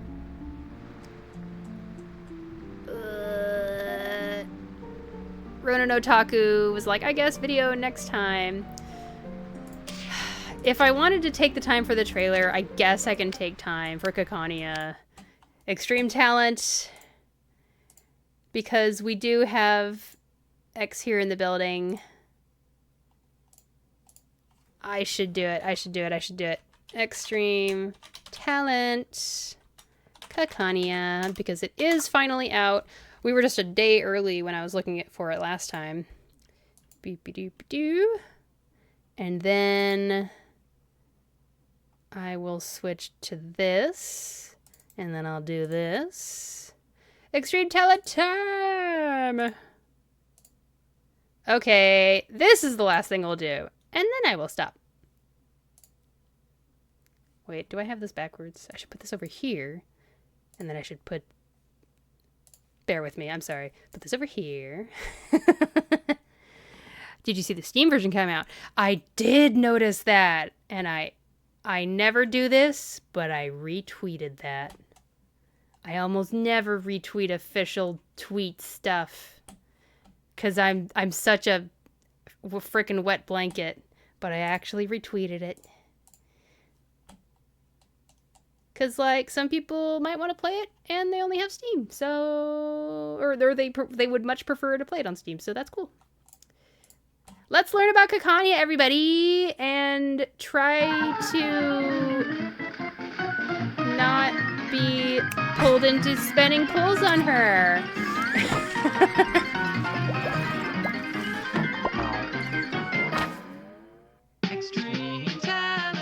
More arts on reverse, The storm I know, brings right? frequent anomalies, and also more development and field missions. Sadly, combat is not my thing. Luckily, data analysis is. Here, I'll walk you through the abilities of every arcanist. Please, Miss Tider. 4F4B. Okay. Kikanya, a Viennese doctor whose name is on everyone's lips, has finally joined the team. Born Clara Vingler, she has built a reputation for helping people with their mental distress using her mirror, even though she doesn't have a doctor's license. Eric's ex-character EP win, her exactly. Competence and passion have earned her the respect and trust of her patients. 100. After all, she has a very sunny disposition. She's probably one of the most talkative people you'll ever meet. Some claim to have seen her giving a 3-hour speech on morality and ideals to a dog on the roadside. Kikanya also has a great passion for the betterment of society. In times of crisis, she would give up her life to better the chance of another's survival, and she will do the same for us in battle.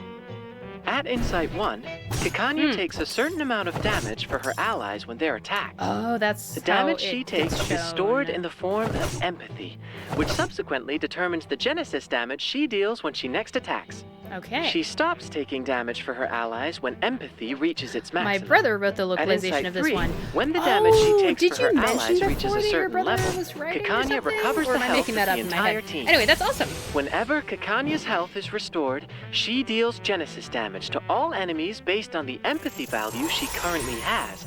This is not regarded as an extra action. Oh, Kikanya releases her skill Subconscious and deals mental damage to one enemy. Mental damage, okay. The higher her empathy value, the higher the Genesis damage she deals. Right. Kikanya releases Association and grants a one-target buff to herself or an ally. If used on herself, she restores health. If used on an ally, the buff Solace is granted to them at the cost of Kikanya's health. The buff lasts for 2 rounds. Solace enhances the ally's attack. The higher the empathy value, the greater the enhancement. Kikanya releases her ultimate, id, ego, and super ego, and deals mental damage to one enemy. Okay. The attack consumes all empathy and deals a large amount of Genesis damage to the target. Genesis damage. In the meantime, all the damage taken by the target during the round is recorded. A proportion of this value determines the Genesis damage dealt to the target at the end of the round. So it's wise to have your team deal as much damage as possible in the same round in which Kikanya releases her ultimate. I'm gonna dip out for now. Have a great rest of your day, Shiny, and the rest of you as well. Dr. Kikanya uses mirrors to help her patients look within themselves That was fun. and understand their inner desires. But things can get a little tricky if the patient is too shy to have a face-to-face consultation. That's why we need this. The introvert mask. This mask effectively reduces a patient's anxiety when having face-to-face interactions, It looks like leading to a Lucy. stronger doctor-patient relationship. I have also fitted one-way glass into the slit on the front, so the doctor can observe her patient whenever necessary. 4C6F6F6B73 66616D696C696172. Looks familiar. It's just a coincidence. I can assure you that Lucy's face is still firmly attached to her body. Yeah, the first question is like, did you steal that? That would be hilarious. Okay. I finally am sated. This is where I will actually be signing off and getting myself some dinner started up. And all of that fun stuff and things. X wearing Lucy's face like a maniac.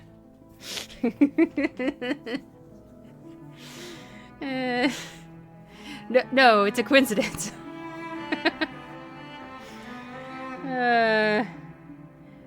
Well, today was lots of fun. I had a great time. That was good. I've been waiting for this for a while. It took me longer than it should have to finish this. But hey, we got to have a nice stream today because of it, so silver linings. Yeah, it was a lot of fun. I'm glad you guys had fun too. I hope you did. Yeah, I guess we're back to the usual schedule. You can expect me to stream again Mondays, Wednesdays, Fridays, so hopefully this Friday. Enjoy dinner. Bye, Shiny. Thank you very much. And I hope you get some rest as well. Wardrobe boiler suit. See you next time. Yeah. Okay. We're going to say goodbye real quick to the YouTube.